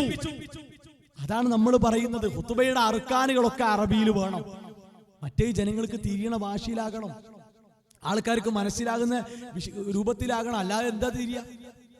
പിന്നെ ഖുതുബ വാളെന്താ? ഉപദേശമാണ്. ഉപദേശം എങ്ങനെ പറഞ്ഞു കൊടുക്കുക? അവർക്ക് തിരിയാത്ത ഭാഷയിൽ. അപ്പൊ ഇതൊന്നും പറഞ്ഞ് ജനങ്ങളെ കബളിപ്പിക്കേണ്ട ആവശ്യമില്ല. അതിന്റെ അർത്ഥം എന്താ? തെളിവില്ല എന്നാണ്. ഷാഫിഈ മദ്ഹബിന്റെ പ്രബല അഭിപ്രായം പോലും ഇല്ല. ഉണ്ട് എന്ന് പറഞ്ഞു വരികയാണെങ്കിൽ ഇൻഷാ അല്ലാഹ് അപ്പൊ നമുക്ക് ആ കിതാബുകളൊക്കെ വെച്ച് കാര്യങ്ങൾ പറയാം. ശരി, ഇത് പറഞ്ഞപ്പോ ഈ വ്യക്തി പറഞ്ഞ വളരെ മോശമായ ഒന്ന് രണ്ട് കാര്യങ്ങളുണ്ട് കേട്ടോളി. അല്ലാഹുവിന്റെ റസൂൽ അറബി നിസ്കരിച്ചെന്നുകൊണ്ടാ? നാട്ടിലെ ഭാഷ അറബിയാണ്. അപ്പൊ നമ്മളോ മലയാളത്തിൽ നിസ്കരിക്കണം. എങ്ങനെ നിസ്കരിക്കാം? മഗ്രിബ് എന്ന് പറയാൻ പറ്റില്ല, എന്താ പറയാ, അസ്തമാന നിസ്കാരം എന്ന് പറഞ്ഞില്ലേ? മഗ്രിബ് അറബി അല്ലേ? ഫർള് നിസ്കാരം, ഫർള് അപ്പഴും പ്രശ്നമാണ്. നിർബന്ധ നിസ്കാരം 3 റക്അത്ത് പറയാൻ പറ്റില്ല, എന്താ അറിയാ? കുടുങ്ങൂലേ? ഇതിന് മലയാളം കിട്ടണ്ടേ? അല്ലാഹു തആലക്ക് വേണ്ടി അല്ലാഹു പറയാൻ പറ്റില്ല, അറബിയാ, അത് മാറ്റണം. ഞാൻ നിസ്കരിക്കുന്നു ആണ്ടവൻ കയ്യവൻ, തമിഴിലാണെങ്കിൽ. മലയാളത്തിലാണെങ്കിൽ പടച്ചവൻ വലിയവനാകുന്നു, കയ്യട്ടെ. ഈ ഫാത്തിഹ ഓതുന്നത് എങ്ങനെ ഓതുക? ബിസ്മില്ലാഹിർ റഹ്മാനിർ റഹീം. നമ്മൾ അറബിയിൽ ഇവരെങ്കിലും കരുണാകരനും കരുണാനിധിയുമായ അല്ലാഹുവിന്റെ നാമത്തിൽ ഞാൻ ആരംഭിക്കുന്നു. കേരളത്തിന്റെ മുൻ മുഖ്യമന്ത്രി, തമിഴ്നാടിന്റെ മുൻ മുഖ്യമന്ത്രി, രണ്ടും ഇരിക്കട്ടെ. കേട്ടില്ല നിങ്ങൾ? ഇതൊക്കെ ഒരു മുസ്ലിയാർക്ക് എത്ര അപ്പുറം വഷളാകാൻ പറ്റുമോ അതിന്റെ തെളിവാണ്. വേറൊന്നുമല്ല. ഞാനിത് കേൾപ്പിച്ചത് എന്തിനറിയോ? സാധാരണക്കാർ ഇത് മനസ്സിലാക്കാനാണ്. നിങ്ങൾ ആലോചിക്കണം, ഇപ്പൊ ഇയാള് പറഞ്ഞ വിഷയത്തിലെ ഒന്നുമില്ലാന്ന് എത്ര പെട്ടെന്ന് മനസ്സിലാക്കാം. ഇപ്പൊ ഇയാൾ ചോദിക്കാണ് റക്അത്തിന് എന്താ മലയാളം പറയാം? നിസ്കരിക്കാൻ നിൽക്കുന്ന ആൾക്ക് റക്അത്തിന്റെ മലയാളം നോക്കേണ്ട വല്ല ആവശ്യമുണ്ട്? അതിന്റെ ആവശ്യമുണ്ട്? അതിന്റെ ആവശ്യം ഉണ്ടെങ്കിലല്ലേ നോക്കണ്ടുള്ളൂ. സല്ലൂ കമാ റഅയ്തുമൂനി ഉസല്ലി, ഞാൻ നിസ്കരിച്ച പോലെ നിങ്ങൾ നിസ്കരിക്കുക. ഞാൻ ഖുതുബ പറഞ്ഞ ഭാഷയിൽ നിങ്ങൾ ഖുതുബ പറയുക എന്ന് ഒന്നുണ്ടോ? അപ്പോഴല്ലേ ഇത് റെഡിയാകുള്ളൂ. റസൂലുള്ളാഹി സ്വല്ലല്ലാഹു അലൈഹി വസല്ലമ നിസ്കാരത്തിന്റെ രൂപം പഠിപ്പിച്ചത് ശറഅാണ്, മനനിയമാണ്. അത് മാറ്റാൻ പറ്റൂല. അത് എവിടെ പോയാൽ അല്ലാഹു അക്ബർ എന്നെ പറയാൻ പറ്റുള്ളൂ. എന്നാ ഖുതുബ അങ്ങനെ ആണോ? ഇംഗ്ലീഷ് മാത്രം അറിയാൻ ആൾക്കാരുടെ മുമ്പിൽ അറബി പറയണം, ഇംഗ്ലീഷ് പറയണം. അത് പറയണമെങ്കിൽ തെളിവാ കൊണ്ടത്, ഇത്തരം കബളിപ്പിക്കലല്ല. പിന്നെ ഫർള് എന്തിനാ അവിടെ? ഇവർക്ക് ഫർള് വേണ്ടത്. കാരണം എന്താ? നിയത്ത് വാക്കുകൊണ്ട് ഇസ്ലാമിൽ ഇല്ലാത്ത കാര്യം ചെയ്യുമ്പോൾ കുടുങ്ങും, അത്രേ ഉള്ളൂ. ഇസ്ലാമിൽ നിയത്ത് എവിടെങ്കിലും പദം വെച്ചിട്ടുണ്ടോ? നിയത്തിന്റെ സ്ഥാനം നാവല്ല, നിയത്തിന്റെ സ്ഥാനം മനസ്സാണ്. മഹല്ലുൽ ഖൽബ്, മഹല്ലു നിയ അൽ ഖൽബ്, സ്ഥാനം മനസ്സാ. മനസ്സിൽ വിചാരാണ് വേണ്ടത്. ഇന്നമൽ അമാലു ബിന്നിയാത്ത് ബിൽ അഖ്വാൽ എന്നല്ല, വാക്കുകളല്ല. അപ്പൊ അവിടെയും പോയി.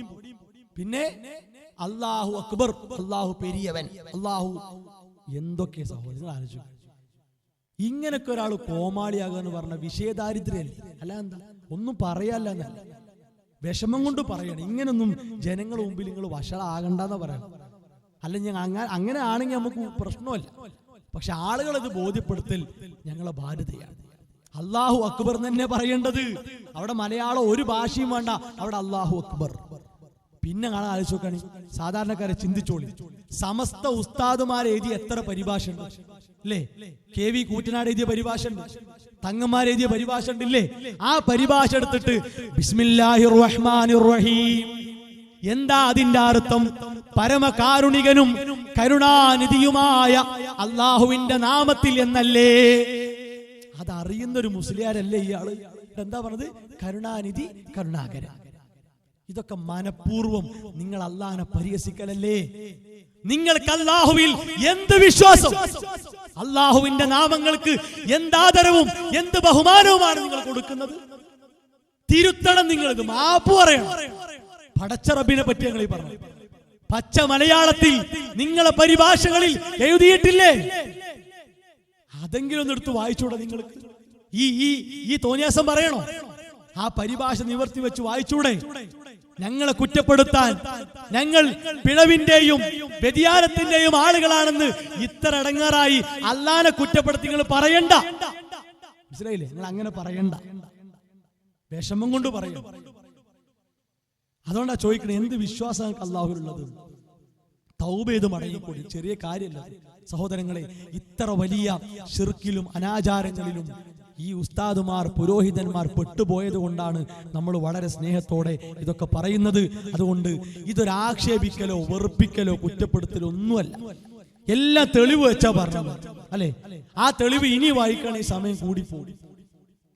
അതുകൊണ്ട് ഒരു കളവും തെറ്റിദ്ധരിപ്പിക്കലും കബളിപ്പിക്കലും ഒന്നുമില്ല. കൃത്യമായി തെളിവുകൾ വെച്ചാണ് ഇതൊക്കെ പറഞ്ഞത്. നാളെ അള്ളാഹുവിന്റെ കോടതിയിൽ സ്വർഗത്തിലേക്ക് നയിക്കപ്പെടുന്നവരിൽ നമ്മളൊക്കെ ഉണ്ടാകണം.